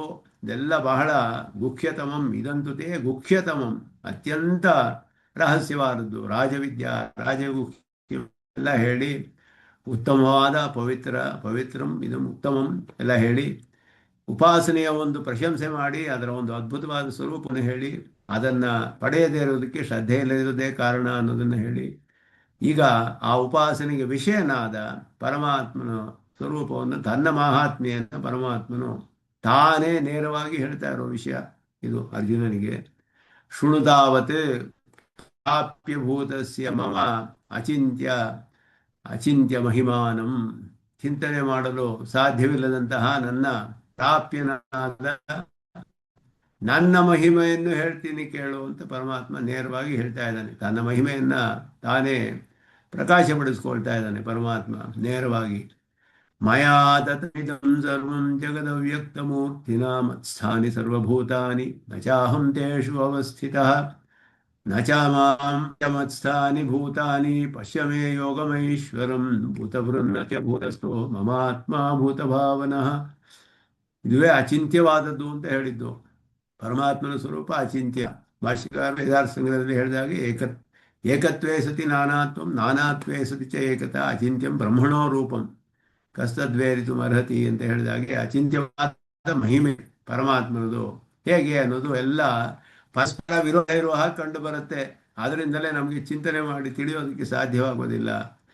ಮಯಾ ತತಮಿದಂ ಸರ್ವಂ, ನನ್ನಿಂದ ಎಲ್ಲವೂ ವ್ಯಾಪ್ತವಾಗಿದೆ. ತತಂ ಅಂದರೆ ವ್ಯಾಪ್ತಂ, ಎಲ್ಲವೂ ಕೂಡ ಜಗತ್. ಇದಂ ಜಗತ್ ಮಯ ಅವ್ಯಕ್ತಮೂರ್ತಿನ ತತಂ, ವ್ಯಕ್ತವಾಗಿಲ್ಲ ನಾನು, ಗೂಢವಾಗಿ ಎಲ್ಲರಲ್ಲಿಯೂ ಅಂತರ್ಯಾಮಿಯಾಗಿ ಇದ್ದೇನೆ ನಾನು, ಯಾರಿಗೂ ಕಣ್ಣಿಗೆ ಕಾಣದೇ ಇರುವ ಹಾಗೆ ಸಕಲ ಜಗತ್ತನ್ನು ನಾನು ವ್ಯಾಪಿಸಿದ್ದೇನೆ, ನನ್ನಿಂದ ಎಲ್ಲವೂ ವ್ಯಾಪ್ತವಾಗಿದೆ.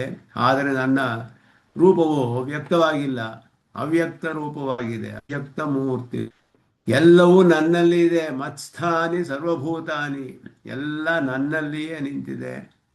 ನಚಾಹಂ ತೇಷು ಅವಸ್ಥಿತ, ನಾನು ಅವರಲ್ಲಿ ಇಲ್ಲ. ಎಲ್ಲವೂ ನನ್ನಿಂದ ವ್ಯಾಪ್ತವಾಗಿದೆ ಅಂತ ಹೇಳಿ ನಾನು ಅವುಗಳಲ್ಲಿ ಇಲ್ಲ, ಅವುಗಳೆಲ್ಲ ನನ್ನಲ್ಲಿಯೇ ಇದೆ ಅಂತ ಹೇಳಿ ಆಮೇಲೆ ಅಚಮತ್ಸ್ಥಾನಿ ಭೂತಾನಿ, ಅವುಗಳು ನನ್ನಲ್ಲಿ ಇಲ್ಲ. ಇಲ್ಲಿ ಮತ್ಸ್ಥಾನಿ ಸರ್ವಭೂತಾನಿ ನಚ ಮತ್ಸ್ಥಾನಿ ಭೂತಾನಿ, ನೇರ ವಿರೋಧ ಇದೆಯಲ್ಲ. ಇದೇ ಅಚಿಂತ್ಯಂ ಬ್ರಹ್ಮಣೋ ರೂಪಂ ಅಂತ ಹೇಳೋದು. ಅಚಿಂತ್ಯ ಮಹಿಮೆ ಪರಮಾತ್ಮನದು. ಹೇಗೆ ಶ್ರುತಿಯಸ್ತು ಶಬ್ದಮೂಲತ್ವಾತ್ ಅಂತ ಬ್ರಹ್ಮಸೂತ್ರದಲ್ಲಿ ಬಾದರಾಯಣರು ಹೇಳಿದ್ರು. ಎಲ್ಲವೂ ಉಪಪನ್ನವಾಗುತ್ತೆ, ಏಕವೂ ಇರುತ್ತೆ, ಅನೇಕವೂ ಆಗುತ್ತೆ, ಎಲ್ಲವೂ ಆಗುತ್ತೆ. ಎಲ್ಲ ಉಪಪನ್ನ. ಯಾಕೆ ಅಂದರೆ ಶ್ರುತಿ ಹಾಗೆ ಹೇಳಿರೋದ್ರಿಂದ ಅದನ್ನು ನಂಬಬೇಕು. ಆದ್ದರಿಂದ ಶ್ರುತೆಯಸ್ತು ಶಬ್ದ ಮೂಲತ್ವ, ಶಬ್ದ ಪ್ರಮಾಣ ಪರಮ ಪ್ರಮಾಣವಾದದ್ದು. ಅದು ತಿಳಿಸೋದ್ರಿಂದ ನಾವು ವಿರೋಧವಿಲ್ಲದೆ ಇರೋ ಹಾಗೆ ತಿಳ್ಕೊಳ್ಳೋದು ನಮ್ಮ ಕರ್ತವ್ಯ. ಆದರೆ ಅದು ಅತ್ಯಂತ ಅಚಿಂತ್ಯವಾದದ್ದು, ಬಹಳ ತಿಳಿಯೋ ಬಹಳ ಕಷ್ಟವಾದದ್ದು. ಅಚಮತ್ಸ್ಥಾನಿ ಭೂತಾನಿ ಪಶ್ಯಮೇ ಯೋಗಮೈಶ್ವರಂ, ಐಶ್ವರಂ ಯೋಗಂ, ಈಶ್ವರ ಪ್ರಯುಕ್ತವಾದ ನನ್ನ ಈ ಯೋಗ, ಅದನ್ನು ಪಶ್ಯ ನೋಡು ಅಂತ ಹೇಳ್ತಾನೆ ಪರಮಾತ್ಮ.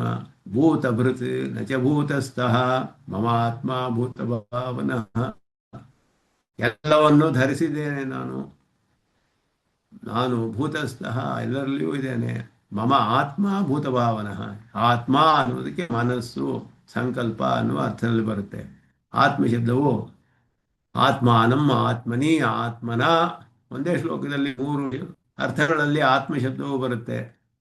ಅದಕ್ಕೆ ಒಂದರಲ್ಲಿ ಆತ್ಮ ಅಂದರೆ ನಾನು ಅಂತ ಅರ್ಥ, ತಾನೇ. ಇನ್ನೊಂದು ಮನಸ್ಸು ಅಂತ ಅರ್ಥ, ಇನ್ನೊಂದು ಜೀವಾತ್ಮ ಅಂತ ಅರ್ಥ. ಆತ್ಮಾನಂ ಜೀವಾತ್ಮಾನಂ, ಆತ್ಮನ ತಾನಾಗಿಯೇ, ಆತ್ಮನಿ ಮನಸ್ಸಿನಲ್ಲಿ.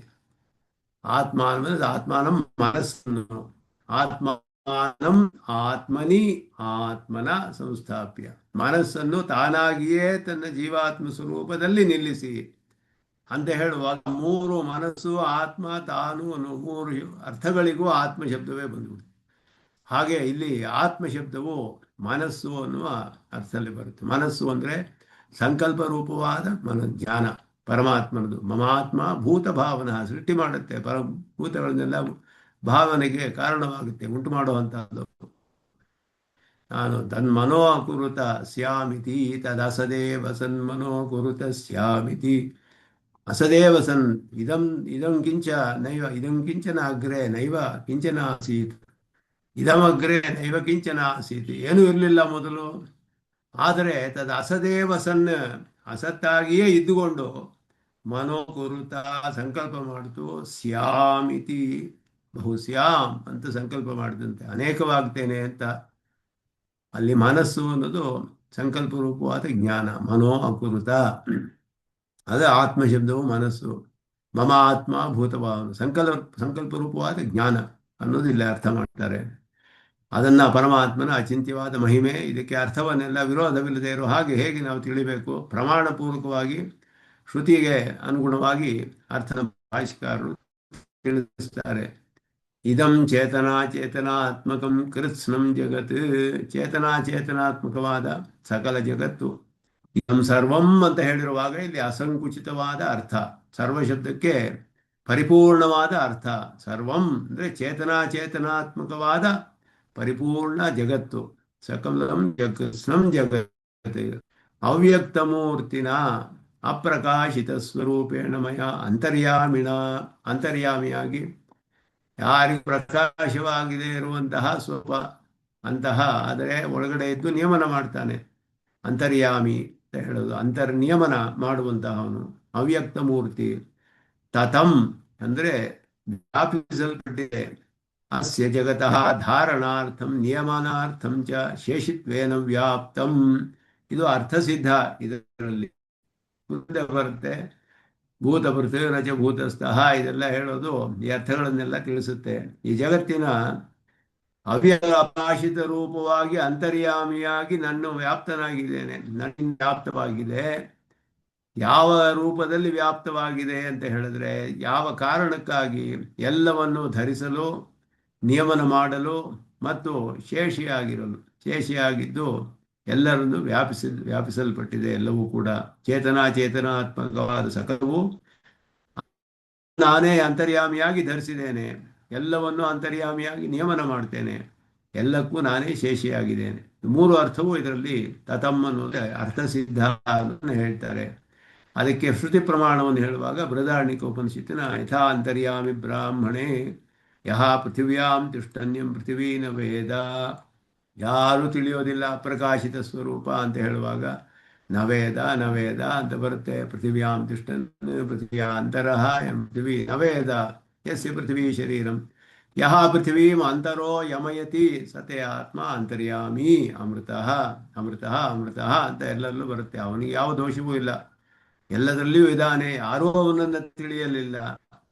ಅದನ್ನ ಸರ್ವಾಣಿ ಭೂತಾನಿ ನವಿದುಹು, ಯಾರೂ ತಿಳಿಯಿಲ್ಲ ಅವನನ್ನು. ಅವನು ಎಲ್ಲ ಕೂಡ ಅಂತರ್ಯಾಮಿಯಾಗಿದ್ದಾನೆ. ಹಾಗೆಯೇ ಅದೆಲ್ಲ ಅಚೇತನ ಪದಾರ್ಥಗಳನ್ನೆಲ್ಲ ಹೇಳಿ ಯಹ ಆತ್ಮನಿ ತಿಷ್ಠನ್ ಆತ್ಮನೋ ಅಂತರಃ ಎಂ ಆತ್ಮಾನ ವೇದ ಯಸ್ಯಾತ್ಮ ಶರೀರಂ. ಚೇತನ ಎರಡೂ ಕೂಡ ಯಾಜ್ಞವಲ್ಕ್ಯರು ಹೇಳುವಂತಹ ಮಾತು ಇದು. ಅಂತರ್ಯಾಮಿ ಸ್ವರೂಪ ನಿನಗೆ ತಿಳಿಯುತ್ತೆ ಅಂತ ಕೇಳಿದ್ದಾರೆ ಉದ್ದಾಲಕರು ಪ್ರಶ್ನೆ ಮಾಡಿ. ಆಗ ಅವರು ಹೇಳುವಂತಹ ಉತ್ತರ ತಿಳಿದಿದೆ ಅಂತ ಹೇಳಿದ್ರು. ತಿಳಿದಿದೆ ಅಂತ ಎಲ್ಲರೂ ಹೇಳ್ತಾರೆ, ಏನು ತಿಳಿದಿದೆ ಅದನ್ನು ಹೇಳು ಅಂತ ಕೇಳಿದ್ರು.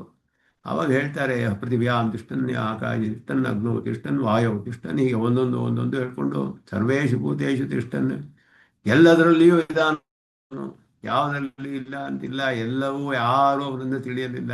ಎಲ್ಲವೂ ಅವನಿಗೆ ಶರೀರ. ಎಲ್ಲವನ್ನೂ ಒಳಗಡೆಯಿಂದಲೇ ನಿಯಮನ ಮಾಡ್ತಾನೆ. ಅಂತರ್ಯಾಮಿ ಅಂತರ್ಯಾಮಿ, ಅವನೇ ನಿನಗೂ ಅಂತರ್ಯಾಮಿ. ಸತೇ ಆತ್ಮ, ನಿನಗೆ ಆತ್ಮನಾಗಿರುವವನು ಅಂತರ್ಯಾಮಿ ಅಮೃತಃ. ಎಲ್ಲದರಲ್ಲಿಯೂ ಇದ್ದರೂ ಆ ದೋಷವೂ ಅವನಿಗೆ ಇಲ್ಲ ಅಂತ ಹೇಳಿ ಪರಮಾತ್ಮನನ್ನ ಅಲ್ಲಿ ಮಾಧ್ಯಂದಿನ ಪಾಠ ಇದು. ಅಲ್ಲಿ ಕಾರಣ ಶಾಖೆ, ಮಾಧ್ಯಂದಿನ ಶಾಖೆ ಅಂತ ಎರಡು ಶಾಖೆ ಇದೆ. ಬೃಹದಾರಣ್ಯಕ ಉಪನಿಷತ್ತು, ಶುಕ್ಲಯಜುರ್ವೇದ ಇದಕ್ಕೆ ಸೇರಿದ ಉಪನಿಷತ್ತು. ಅದು ಯಾಜ್ಞವಲ್ಕ್ಯರು ಅಲ್ಲಿ ಪ್ರಧಾನವಾಗಿ ಬರುವಂತಹವರು, ಅವರಿಂದಲೇ ದೃಷ್ಟವಾದದ್ದು ಶುಕ್ಲಯಜುರ್ವೇದವು.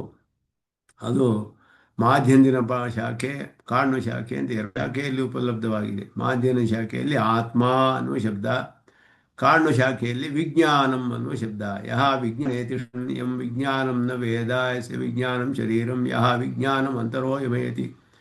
ಆದ್ದರಿಂದ ಆತ್ಮನು ಜ್ಞಾನ ಸ್ವರೂಪ ಅನ್ನೋದು ತಿಳಿಯುತ್ತೆ. ವಿಜ್ಞಾನ ಶಬ್ದವಿದೆ ಆತ್ಮ ಶಬ್ದಕ್ಕೆ ಬದಲು ಕಾರಣ ಪಾಠದಲ್ಲಿ. ಮಾಧ್ಯಂದಿನ ಶಾಖೆಯ ಪಾಠದಲ್ಲಿ ಆತ್ಮನಿತಿಷ್ಠನ್ ಅಂತ ಬರುತ್ತೆ. ಅದು ಅದರಲ್ಲಿ ಪ್ರಮಾಣವನ್ನು ತೋರಿಸಿ ಚೇತನ ವಸ್ತು ಜಾತೈಹಿ. ವಸ್ತುಜಾತ ಅಂದರೆ ಪರಮಾರ್ಥವಾದ ಪದಾರ್ಥಗಳು, ಅವುಗಳ ಸಮೂಹ. ವಸ್ತು ಅನ್ನೋದು ವಸ್ತುತಾಮುಪಯಾತೋಹಂ ಅಂತ ಭಾಷಿಕಾರರು ಹೇಳ್ತಾರಲ್ಲ, ಯಾಮುನೇಯಂ ನಮಾಮಿತಂ ಅಂತ. ವಸ್ತು ಅಂದರೆ ಒಂದು ಪರಮಾರ್ಥವಾದ ಪರಮಾರ್ಥಭೂತವಾದ ಪ್ರಧಾನ ಒಂದು ಪದಾರ್ಥ.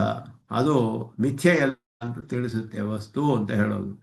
ಚೇತನ ವಸ್ತು ಜಾತೈಹಿ, ಚೇತನ ಪದಾರ್ಥಗಳ ಅವುಗಳ ಸಮೂಹಗಳಿಂದ ಯಾವುದರಿಂದಲೂ ಅದೃಷ್ಟೇನ ಅಂತರ್ಯಾಮಿಣ ತತ್ರ ವ್ಯಾಪ್ತಿ ಮುಕ್ತ. ಅವನು ಯಾವುಗಳಿಂದಲೂ ತಿಳಿಯದಂತಹ ಅಂತರ್ಯಾಮಿಯಾಗಿದ್ದು ಅವನು ಎಲ್ಲವನ್ನು ವ್ಯಾಪಿಸಿದಾನೆ ಅನ್ನೋದು ಶ್ರುತಿಗಳಲ್ಲಿ 106 ಕಡೆ ಕಂಡು ಬರುತ್ತೆ. ಇದು ತತಃ ಮತ್ಸ್ಥಾನಿ ಸರ್ವಭೂತಾನಿ. ಆದ್ದರಿಂದ ಎಲ್ಲವನ್ನೂ ಈ ರೀತಿ ಅವನು ವ್ಯಾಪಿಸಿರೋದ್ರಿಂದ ಅಂತರ್ಯಾಮಿಯಾಗಿ ಅಂತ ನಿಯಮನ ಮಾಡ್ತಾನೆ. ಅಂತರಿದ್ದು ಒಳಗಡೆ ಇದ್ದು ನಿಯಮನ ಮಾಡ್ತಾನೆ. ಯಾರೂ ಅವನನ್ನು ತಿಳಿಯೋದಿಲ್ಲ. ಆದ್ದರಿಂದಲೇ ಮತ್ಸ್ಥಾನಿ ಸರ್ವಭೂತಾನಿ ಸರ್ವಾಣಿ ಭೂತಾನಿ ಮೈ ಅಂತರ್ಯಾಮಿಣಿ ಸ್ಥಿತಾನಿ. ಅಂತರ್ಯಾಮಿಯಾದ ಅವನ ಆಧಾರದಲ್ಲಿಯೇ ಇದೆ ಅಂತ ಅರ್ಥ. ಅವನ ಆಧಾರದಲ್ಲಿಯೇ ಇದೆ, ಅವನಲ್ಲಿಯೇ ಇದೆ. ಎವ್ರಿಥಿಂಗ್ ಇಸ್ ಇನ್ ಬ್ರಹ್ಮನ್ ಅಂತ ಹೇಳೋ ಹಾಗೆ ಪರಮಾತ್ಮನಲ್ಲಿಯೇ ಎಲ್ಲವೂ ಇರುವಂತಹದ್ದು. ಹಾಗೆ ಅಲ್ಲಿಯೇ ಶುಕ್ಲಯಜುರ್ವೇದ ಮಾಧ್ಯಂದಿನ ಅಂತರ್ಯಾಮಿ ಬ್ರಾಹ್ಮಣದಲ್ಲಿ ಯಸ್ಯ ಪೃಥಿವೀ ಶರೀರಂ ಯಹ ಪೃಥಿವೀ ಮಾತರೋ ಯಮಯತಿ. ಇಲ್ಲಿ ಶರೀರ ಶಬ್ದವು ಅಂತರ್ನಿಯಮನವು ಎರಡೂ ಹೇಳಲ್ಪಟ್ಟಿದೆ ಸ್ಪಷ್ಟವಾಗಿ. ಅಂತರಹ ಯಮಯತಿ, ಒಳಗಡೆ ನಿಯಮನ ಮಾಡ್ತಾನೆ. ಮತ್ತೆ ಪೃಥ್ವಿಯು ಶರೀರ ಅಂತ ಹೇಳಲ್ಪಟ್ಟಿದೆ. ಆ ಶರೀರ ಶಬ್ದವೇ ಇಲ್ಲಿ ಭಾಷ್ಯಕಾರರು ಧಾರಣಾರ್ಥಂ ನಿಯಮನಾರ್ಥಂ ಶೇಷಿತ್ವೇನ ಚ ಅಂತ ಹೇಳಿ ಮೂರು ಅರ್ಥಗಳಲ್ಲಿ ಶರೀರ ಶಬ್ದವು, ಶರೀರ ಆತ್ಮ ಅಂದರೆ ಅದುವೇ ಶರೀರ ಆತ್ಮಭಾವ. ಶರೀರ ಅಂತ ಹೇಳುವುದು ಅಧೇಯವಾಗಿರುವುದು, ನಿಯಾಮ್ಯವಾಗಿರುವುದು, ಶೇಷಭೂತವಾಗಿರುವುದು ಶರೀರ ಅಂತ ಹೇಳಲ್ಪಡುತ್ತೆ. ಆಧಾರವಾಗಿರೋದು, ನಿಯಾಮಕವಾದದ್ದು, ಶೇಷಿಯಾಗಿರೋದು ಆತ್ಮ ಅಂತ ಹೇಳಲ್ಪಡುತ್ತೆ. ಇವೇ ಶರೀರಾತ್ಮ ಭಾವ ಅಥವಾ ಶರೀರ ಶರೀರಿ ಭಾವ ಅಂತ ಹೇಳುವಂಥದ್ದು. ಅದು ಇಲ್ಲಿ ಶರೀರಂ ಶರೀರಂ ಅಂತ ಸ್ಪಷ್ಟವಾಗಿ ಉಪನಿಷತ್ತು ತಿಳಿಸುತ್ತೆ. ಯಸ್ಯ ಪೃಥ್ವೀ ಶರೀರಂ ಅನ್ನೋದು ಇದೆಲ್ಲ ಪೃಥ್ವೀ ಮಂತರೋ ಯಮೇತಿ, ಇದೆಲ್ಲ ಅಚೇತನ ಪದಾರ್ಥಗಳಿಗೆ ಉಪಲಕ್ಷಣ. ಅನೇಕ ಹೇಳ್ತಾರೆ, 16 ಈ ರೀತಿ ವಾಕ್ಯಗಳು ಬರುತ್ತೆ. ಯಸ್ಯ ಆತ್ಮ ಶರೀರಂ ಅನ್ನೋದು ಜೀವ ಚೇತನರು ಕೂಡ ಅವನಿಗೆ ಶರೀರ ಸ್ಥಾನೀಯರು. ಅಂದರೆ ಚೇತನರು ಅವನ ಆಧಾರದಲ್ಲಿಯೇ ಇದ್ದಾರೆ, ಅವನ ನಿಯಮನದಲ್ಲಿಯೇ ಇದ್ದಾರೆ, ಅವನಿಗೆ ಶೇಷಭೂತವಾಗಿದ್ದಾರೆ. ಈ ಮೂರು ಸಂಬಂಧಗಳು ಎಲ್ಲ ದಶೆಯಲ್ಲಿಯೂ ಎಲ್ಲ ಕಾಲದಲ್ಲಿಯೂ ಎಂದೆಂದೂ ಎರಡು ಪದಾರ್ಥಗಳಲ್ಲಿ ಇದ್ದರೆ ಶರೀರಾತ್ಮಭಾವ ಅನ್ನೋದು ಬರುತ್ತೆ ಅಲ್ಲಿ. ಯಸ್ಯ ಆತ್ಮ ಶರೀರಂ ಯಹ ಆತ್ಮಾನಂ ಅಂತರೋ ಯಮಯತಿ ಇತಿ ಶರೀರತ್ವೇನ ನಿಯಾಮ್ಯತ್ವ ಪ್ರತಿಪಾದನಾತ್ ತದಾಯತ್ತೆ ಸ್ಥಿತಿ ನಿಯಮನೆ ಪ್ರತಿಪಾದಿತೆ. ಆದ್ದರಿಂದ ಇಲ್ಲಿ ಶರೀರತ್ವೇನ ಅಂತರೋ ಯಮಯತಿ ಇತಿ ಶರೀರತ್ವೇನ, ಅಂತರ್ನಿಯಮನ ಮಾಡ್ತಾನೆ ಅಂತ ಅವನು ಶರೀರವಾಗಿದೆ ಅಂತ ಹೇಳಿರೋದ್ರಿಂದ ನಿಯಾಮ್ಯತ್ವ ಪ್ರತಿಪಾದನಾತ್, ಶರೀರತ್ವೇನ ನಿಯಾಮ್ಯತ್ವ ಪ್ರತಿಪಾದನಾತ್, ಶರೀರಭೂತವಾಗಿ ಇದು ನಿಯಮನ ಮಾಡ್ತಾನೆ ಅಂತ ಹೇಳಿರೋದ್ರಿಂದ ತದಾಯತ್ತೆ ಸ್ಥಿತಿ ನಿಯಮನೇ ಪ್ರತಿಪಾದಿತೆ. ಅವನ ಆಧಾರದಲ್ಲಿಯೇ ಅವನ ಅಧೀನದಲ್ಲಿಯೇ ಇರುವ ಸ್ಥಿತಿಯೂ ನಿಯಮನವೂ ಹೇಳಲ್ಪಟ್ಟಿತು. ಅವನ ಅಧೀನದಲ್ಲಿರುವ ಸ್ಥಿತಿ ನಿಯಮನ ಎರಡೂ ಹೇಳಲ್ಪಟ್ಟಿರೋದ್ರಿಂದ ಶೇಷಿತ್ವಂಚ, ಶೇಷಿತ್ವವು ಅದರಲ್ಲಿಯೇ ಅರ್ಥಸಿದ್ಧವಾಗುತ್ತೆ.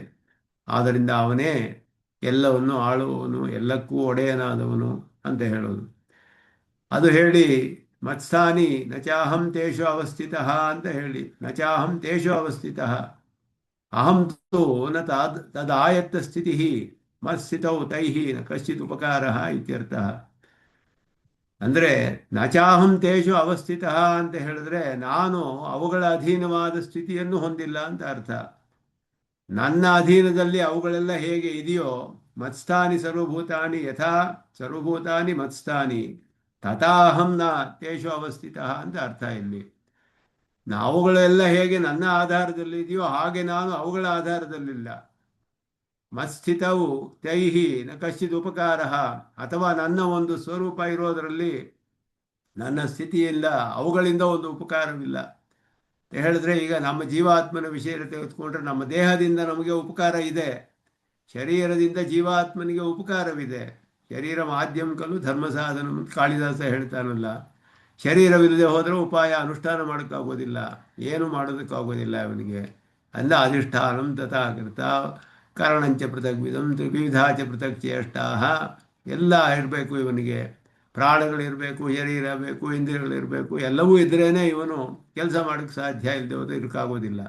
ಆದ್ದರಿಂದ ಶರೀರದಿಂದ ಇವನಿಗೆ ಒಂದು ಉಪಕಾರ ಇದೆ ಜೀವಾತ್ಮನಿಗೆ. ಆ ರೀತಿ ಉಪಕಾರ ಪರಮಾತ್ಮನಿಗೆ ಚೇತನಗಳಿಂದ ಇಲ್ಲ. ಅವನು ಹೇಗಿದ್ದಾನೆ ಅಂದರೆ ಸ್ವೇ ಮಹಿಮ್ನಿ ಪ್ರತಿಷ್ಠಿತ ಅಂತ ಹೇಳಿ, ತನ್ನ ಮಹಿಮೆಯಲ್ಲಿಯೇ ತಾನಿದ್ದಾನೆ. ಅಥವಾ ಅವನ ಮಹಿಮೆಯಿಂದಲೂ ಬೇಡ, ಅವನ ಮಹಿಮೆ ಅವನಿಂದ ಅವನ ಮಹಿಮೆಗೆ ಮಹಿಮೆ ಬಂದಿರುವಂಥದ್ದು. ಅವನ ಗುಣಗಳಿಗೆ ಉತ್ಕರ್ಷ ಪರಮಾತ್ಮನಿಂದಲೇ ಅವನಿಗೆ ಗುಣಗಳಿಗೂ ಉತ್ಕರ್ಷ ಅಂತ ಕೂರತಾಳ್ವನ್ ಹೇಳ್ತಾರೆ. ನಿನ್ನಿಂದಲೇ ಗುಣಗಳಿಗೆ ಉತ್ಕರ್ಷ ಬಂದಿದೆ ಅಂತ ಹೇಳಿ, ಅವನಿಗೆ ಒಂದು ಬೇರೆ ಹೊರಗಡೆ ಪದಾರ್ಥದಿಂದ ಒಂದು ಉತ್ಕರ್ಷವಿಲ್ಲ. ಸ್ವತಃ ಅವನಿಗೆ ಸ್ವೇ ಮಹಿಮ್ನಿ ಪ್ರತಿಷ್ಠಿತ. ಇಲ್ಲಿರುವ ಎಲ್ಲರಿಗೂ ಕೂಡ ಹೊರಗಡೆ ಪದಾರ್ಥದಿಂದಲೇ ಉತ್ಕರ್ಷ, ಒಂದು ಉನ್ನತವಾದ ಸ್ಥಾನವಿದೆ. ಚತುರ್ಮುಖ ಬ್ರಹ್ಮ ಎಲ್ಲ ಆಳ್ತಾನೆ ಬ್ರಹ್ಮಾಂಡವನ್ನೆಲ್ಲ. ಇಂದ್ರನು ದೇವತೆಗೆಲ್ಲ ಮಹಾರಾಜ ಆಗಿದ್ದಾನೆ. ಇಲ್ಲಿಯೂ ಹಾಗೆ ರಾಜರುಗಳು, ಮಿನಿಸ್ಟ್ರುಗಳು ಎಲ್ಲ ಇದ್ದಾರೆ. ಒಂದು ಅಧಿಕಾರ, ಒಂದು ಸ್ಥಾನ, ಆದ್ದರಿಂದ ಅವರಿಗೆ ಮಹಿಮೆ. ಕೆಲವರಿಗೆ ಬೇಕಾದಷ್ಟು ಸೈಟ್ಗಳಿರುತ್ತೆ, ಕೆಲವರಿಗೆ ಬೇಕಾದಷ್ಟು ಕಾರುಗಳಿರುತ್ತೆ, ಕೆಲವರಿಗೆ ಬೇಕಾದಷ್ಟು ಇನ್ನೇನೋ ಒಂದು ರೂಪವಿರುತ್ತೆ, ಜ್ಞಾನವಿರುತ್ತೆ. ಇದೆಲ್ಲ ಹೊರಗಡೆ ಪದಾರ್ಥಗಳಿಂದ ಅವರಿಗೆ ಉತ್ಕರ್ಷ ಉಂಟಾಗುತ್ತೆ. ಪರಮಾತ್ಮನಿಗೆ ಹಾಗಲ್ಲ, ಸ್ವೇ ಮಹಿಮ್ನಿ ಪ್ರತಿಷ್ಠಿತ. ಅವನಿಗೆ ಈ ಶರೀರ ಸ್ಥಾನದಲ್ಲಿರುವ ಚೇತನಾಚೇತನಗಳಿಂದ ಒಂದು ಉಪಕಾರವಿಲ್ಲ, ಅಂದರೆ ಅವುಗಳ ಅಧೀನದಲ್ಲಿಲ್ಲ ಅವನು. ಆದ್ದರಿಂದ ಅವನು ಮಾಡಬೇಕಾದ್ದೇನೂ ಇಲ್ಲ, ತನ್ನ ಮಹಿಮೆಯಲ್ಲಿ ತಾನಿದ್ದಾನೆ. ನಮ್ಮ ವಿಷಯದಲ್ಲಿ ಹಾಗಿಲ್ಲ. ನಮ್ಮ ಶರೀರದಿಂದ ನಮಗೆ ಒಂದು ಉಪಕಾರವಿದೆ. ಶರೀರವಿಲ್ಲದೆ ಹೋದರೆ ಏನು ಮಾಡೋಕ್ಕಾಗೋದಿಲ್ಲ. ಚೇತನನು ಉದ್ಧಾರವಾಗೋದಕ್ಕೆ ಆಗೋದಿಲ್ಲ. ಒಂದು ಕಡೆಯಿಂದ ಒಂದು ಕಡೆ ಹೋಗೋದಕ್ಕಾಗೋದಿಲ್ಲ. ಮರಣದಲ್ಲಿಯೂ ಶರೀರಕ್ಕೆ ಹೋಗ್ಬೇಕಾದ್ರೆ ಸೂಕ್ಷ್ಮ ಶರೀರ ಬರುತ್ತೆ. ಪ್ರಳಯದಲ್ಲಿಯೂ ಸೂಕ್ಷ್ಮ ಶರೀರ ಬರುತ್ತೆ. ಕಡೆಯಲ್ಲಿ ಮೋಕ್ಷದಲ್ಲಿಯೂ ಬ್ರಹ್ಮಾಂಡವನ್ನು ದಾಟಿ ಹೋಗುವವರೆಗೂ ಒಂದು ಸೂಕ್ಷ್ಮ ಶರೀರ ಬರುತ್ತೆ. ಮೋಕ್ಷದಲ್ಲಿ ಮಾತ್ರವೇ ಅವನಿಗೆ ಶರೀರವಿಲ್ಲದೆ ಇರಬಹುದು ಅಲ್ಲಿ. ಆದರೆ ಇಲ್ಲಿ ಶರೀರದಿಂದ ಅವನಿಗೆ ಉಪಕಾರವಿದೆ. ಚೇತನಾಚೇತನಗಳೆಲ್ಲ ಪರಮಾತ್ಮನಿಗೆ ಶರೀರ ಸ್ಥಾನದಲ್ಲಿದ್ದರು. ಅವನಿಗೆ ಒಂದು ಉಪಕಾರ ಇಲ್ಲ ಯಾವುದು ಅದರಿಂದ. ಆದ್ದರಿಂದ ಅವುಗಳ ಆಧಾರದಲ್ಲಿ ಅವನೇ ಇಲ್ಲ. ಅದೇ ಇಲ್ಲಿ ಸರ್ವಭೂತಾನಿ ಯಥಾ ಮತ್ಸ್ಥಾನಿ ತಥಾ ನ ಅಹಂ ತೇಷು ಅವಸ್ಥಿತ. ಹೇಗೆ ನನ್ನ ಅಧೀನದಲ್ಲಿ ನನ್ನ ನಿಯಮನದಲ್ಲಿ ಎಲ್ಲವೂ ಇದೆಯೋ ಹಾಗೆ ನಾನು ಅವುಗಳ ಆಧಾರದಲ್ಲಿಯೋ ಅವಳ ನಿಯಮನದಲ್ಲಿಯೋ ಇಲ್ಲ ಅನ್ನೋದು ಇಲ್ಲಿ ಅರ್ಥ. ನಚಾಹಂ ತೇಷು ಅವಸ್ಥಿತ ಅಂದರೆ ಇಲ್ಲಿ ವಿರೋಧವಿಲ್ಲ ಪರಸ್ಪರ. ಹಾಗೆಯೇ ನಚ ಮತ್ಸ್ಥಾನಿ ಭೂತಾನಿ, ಇದಕ್ಕೂ ವಿಶೇಷವಾದ ಅರ್ಥವನ್ನು ಹೇಳ್ತಾರೆ. ನನ್ನಲ್ಲಿ ಪದಾರ್ಥಗಳು ಇಲ್ಲ ಅಂತ ಹೇಳಿದ್ರೆ ಮತ್ಸ್ಥಾನಿ ಸರ್ವಭೂತಾನಿ ಅಂತ ಹೇಳಿದ್ರು ಮೊದಲು. ನಚ ಮತ್ಸ್ಥಾನಿ ಭೂತಾನಿ ಅಂತ ಹೇಳಿದ್ರೆ ಏನರ್ಥ ಅಂತ ಹೇಳಿದ್ರೆ ಅವ್ಯಕ್ತ ಮೂರ್ತಿನ ಅಂತ ಇಲ್ಲಿ ಹೇಳಲ್ಪಟ್ಟಿತು. ಅಂತರ್ಯಾಮಿಯಾಗಿ ನಾನು. ಆದ್ದರಿಂದ ನಾನು ಅವುಗಳು ನನ್ನಲ್ಲಿ ಇಲ್ಲ ಅಂತ ಹೇಳಿದ್ರೆ ಒಂದು ಎರಡು ಪದಾರ್ಥಗಳಿಗೆ ಒಂದು ಸಂಬಂಧ ಉಂಟಾದರೆ ಸಂಯೋಗ ಅಂತ ಸಂಬಂಧಕ್ಕೆ ಹೆಸರು. ಆ ರೀತಿ ಸಂಯೋಗ ಸಂಬಂಧದಿಂದ ಇಲ್ಲ ಅನ್ನೋದು ಅರ್ಥ. ನಚಮತ್ಸ್ಥಾನಿ ಭೂತಾನಿ ನ ಘಟಾದೀನಾಂ ಜಲಾದೇವ ಮಮ ಧಾರಕತ್ವಂ ಕಥಂ ಮತ್ ಸಂಕಲ್ಪೇನ, ನನ್ನ ಸಂಕಲ್ಪದಿಂದಲೇ ಧರಿಸಿದ್ದೇನೆ. ಘಟದ ಒಳಗಡೆ ನೀರಿದ್ದರೆ ಘಟದ ಆಧಾರದಲ್ಲಿ ನೀರಿರುತ್ತೆ. ಅಲ್ಲಿ ನೀರಿಗೂ ಘಟಕ್ಕೂ ಒಂದು ಸಂಯೋಗ ಅನ್ನುವ ಸಂಬಂಧ ಉಂಟಾಗುತ್ತೆ. ಪೃಥಕ್ ಸಿದ್ಧವಾದದ್ದು. ಬೇರೆ ಮಾಡಿಬಿಡ್ಬೋದು. ನೀರನ್ನೆಲ್ಲ ಹೊರಗಡೆ ಸುರಿದ್ರೆ ಹೋಗ್ಬಿಡುತ್ತೆ. ಘಟ ಹೊಡೆದ್ರೂ ಹೋಗ್ಬಿಡುತ್ತೆ, ನೀರಿಗೆ ಆಧಾರ ಇರೋದಿಲ್ಲ. ಆದರೆ ಪರಮಾತ್ಮನಿಗೂ ಚೇತನಾಚೇತನಗಳಿಗೂ ಈ ರೀತಿಯಾದ ಸಂಬಂಧವಲ್ಲ. ಅವನು ಸಂಕಲ್ಪದಿಂದಲೇ ಎಲ್ಲವನ್ನು ಧರಿಸಿದ್ದಾನೆ ಪರಮಾತ್ಮ. ನಾವು ಪ್ರಯತ್ನ ಪಟ್ಟು ಒಂದು ಪುಸ್ತಕವನ್ನು ಕೈಯಲ್ಲಿ ಇಟ್ಕೊಳ್ಬೇಕು, ಹಾಗೆ ಎಲ್ಲವನ್ನು ಹೊತ್ಕೊಂಡಿಲ್ಲ ಪರಮಾತ್ಮ. ಆದ್ದರಿಂದ ಎಲ್ಲವೂ ಅವನಲ್ಲಿ ಇದೆ ಅಂತ ಹೇಳಿದ್ರೆ ಅವನಿಗಿಂತ ಬೇರೆಯಾಗಿಲ್ಲ. ಮತ್ಸ್ಥಾನಿ ಅಂತ ಹೇಳಿದ್ರೆ, ಮತ್ಸ್ಥಾನಿ ಅಂತ ಹೇಳುವಾಗ ಎಲ್ಲ ಪದಾರ್ಥಗಳು ನನ್ನಲ್ಲಿ ಇದೆ ಅಂದರೆ ಪದಾರ್ಥಗಳು ಇವನಿಗೂ ಬೇರೆ ಬೇರೆಯಾದ ಸಂಯೋಗ ರೂಪವಾದ ಸಂಬಂಧವೇ ಅಂತ ಹೇಳಿದ್ರೆ ಹಾಗಲ್ಲ. ಅಂತರ್ಯಾಮಿಯಾಗಿ ಇದ್ದೇನೆ. ಅಪೃಥಕ್ ಸಿದ್ಧವಾದ ಸಂಬಂಧ. ಶರೀರ ಅಂತ ಹೇಳಿದ್ರೆ ಯಸ್ಯ ಚೇತನಸ್ಯ ದ್ರವ್ಯಂ ಸರ್ವಾತ್ಮನ ಧಾರಯಿತು ನಿಯಂತು ಚ ಶಕ್ಯಂ ಶೇಷಭೂತ ಶೇಷದೈಕ ಸ್ವರೂಪಂಚ ತತ್ತಸ್ಯ ಶರೀರಂ ಅಂತ ಅದಕ್ಕೆ ಲಕ್ಷಣವನ್ನು ಹೇಳಿದ್ರು. ಸರ್ವಾತ್ಮನ ನಿಯಂತು ಧಾರಯಿತು ಚ ಶಕ್ಯಂ, ಎಲ್ಲ ಇದ್ರ ಕಾರಣ ಎಲ್ಲ ವಿಧದಲ್ಲಿಯೂ ಆ ರೀತಿ ಅಂತರ್ಯಾಮಿಯಾಗಿಯೇ ಇವನು ಇದ್ದಾನೆ. ಆದರೆ ಧರಿಸಬೇಕಾದ್ರೆ ಇವನು ಅದನ್ನು ತನ್ನ ತಲೆ ಮೇಲೆ ಹೊತ್ಕೊಳ್ಬೇಕಾಗಿಲ್ಲ. ನಾವು ಒಂದು ಧರಿಸಬೇಕು ಅಂದರೆ ಕೈಯಲ್ಲಿ ಹಿಡ್ಕೊಳ್ಬೇಕು. ಅವನು ಹೇಗೆ ಧರಿಸಿದ್ದಾನೆ ಅಂದರೆ ಸಂಕಲ್ಪದಿಂದಲೇ ಧರಿಸಿದ್ದಾನೆ. ಆದ್ದರಿಂದ ಲೋಕದಲ್ಲಿ ಹೇಗೆ ಕಂಡು ಬರುತ್ತೋ ಧಾರಕತ್ವ ಅಂತ ಹೇಳೋದು, ಒಂದು ಘಟವು ಜಲಕ್ಕೆ ಆಧಾರವಾಗಿದೆ, ಆ ರೀತಿಯಾದ ಆಧಾರ ಆಧೇಯ ಭಾವವಲ್ಲ. ಇಲ್ಲಿ ಸಂಕಲ್ಪದಿಂದಲೇ ಎಲ್ಲವನ್ನೂ ಧರಿಸಿದ್ದೇನೆ ಅನ್ನೋದು ಇಲ್ಲಿ ಅರ್ಥ. ಅದುವೇ ಅವನ ಐಶ್ವರಂ ಯೋಗಂ ಪಶ್ಯ, ನನ್ನ ಈಶ್ವರ ಸ್ವರೂಪ ಸ್ವಭಾವ ಪ್ರಯುಕ್ತವಾದ ಯೋಗ. ಅನ್ಯತ್ರ ಕುತ್ರಚಿತ್ ಅಸಂಭಾವನೀಯಂ ಅಸಾಧಾರಣಂ ಆಶ್ಚರ್ಯಂ ಯೋಗಂ ಪಶ್ಯ, ನನ್ನ ಒಂದು ಆಶ್ಚರ್ಯವಾದ ಯೋಗ ಇದು.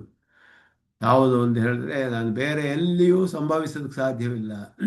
ಅಸಾಧಾರಣವಾದದ್ದು ಪರಮಾತ್ಮನಿಗೆ ಅಸಾಧಾರಣವಾದ ಆಶ್ಚರ್ಯಕರವಾದ ಯೋಗವನ್ನು ನೋಡು ಅಂತ ಹೇಳಿದ. ಯಾವುದು ಇದು ಯೋಗ? ಹೊಸ ಯೋಗ? ಭಾಷಿಕಾರರು ಪ್ರಶ್ನೆ ಹೇಳ್ತಾರೆ. ಭೂತಭೃತ್ ನಚ ಭೂತಸ್ಥಃ ಮಮಾತ್ಮ ಭೂತಭಾವನಃ, ಇದುವೇ ಅವನ ಯೋಗ ಅಂತ ಹೇಳಲ್ಪಟ್ಟಿದೆ. ಭೂತಭೃತ್ ಸರ್ವೇಷಾಂ ಭೂತಾನಾಂ ಭರ್ತ ಅಹಂ, ಎಲ್ಲವನ್ನು ಧರಿಸಿದ್ದಾನೆ. ಭರಣ ಅಂದರೆ ಧರಿಸೋದು ಅಂತ ಅರ್ಥ. ಭೂತಭೃತ್ ಅಂದರೆ ಎಲ್ಲವನ್ನು ಕೂಡ ಎಲ್ಲ ಪ್ರಾಣಿಗಳನ್ನು ಧರಿಸಿದಾನವನು, ಭರ್ತಾ ಆಗಿದ್ದಾನೆ ಎಲ್ಲಕ್ಕೂ. ನಚತೈಹಿ ಕಶ್ಚಿದಪಿ ಮಮ ಉಪಕಾರ, ಎಲ್ಲವನ್ನು ಧರಿಸಿದ್ದೀನಿ ಆದರೆ ಅವುಗಳಿಂದ ನನಗೇನು ಉಪಕಾರವಿಲ್ಲ.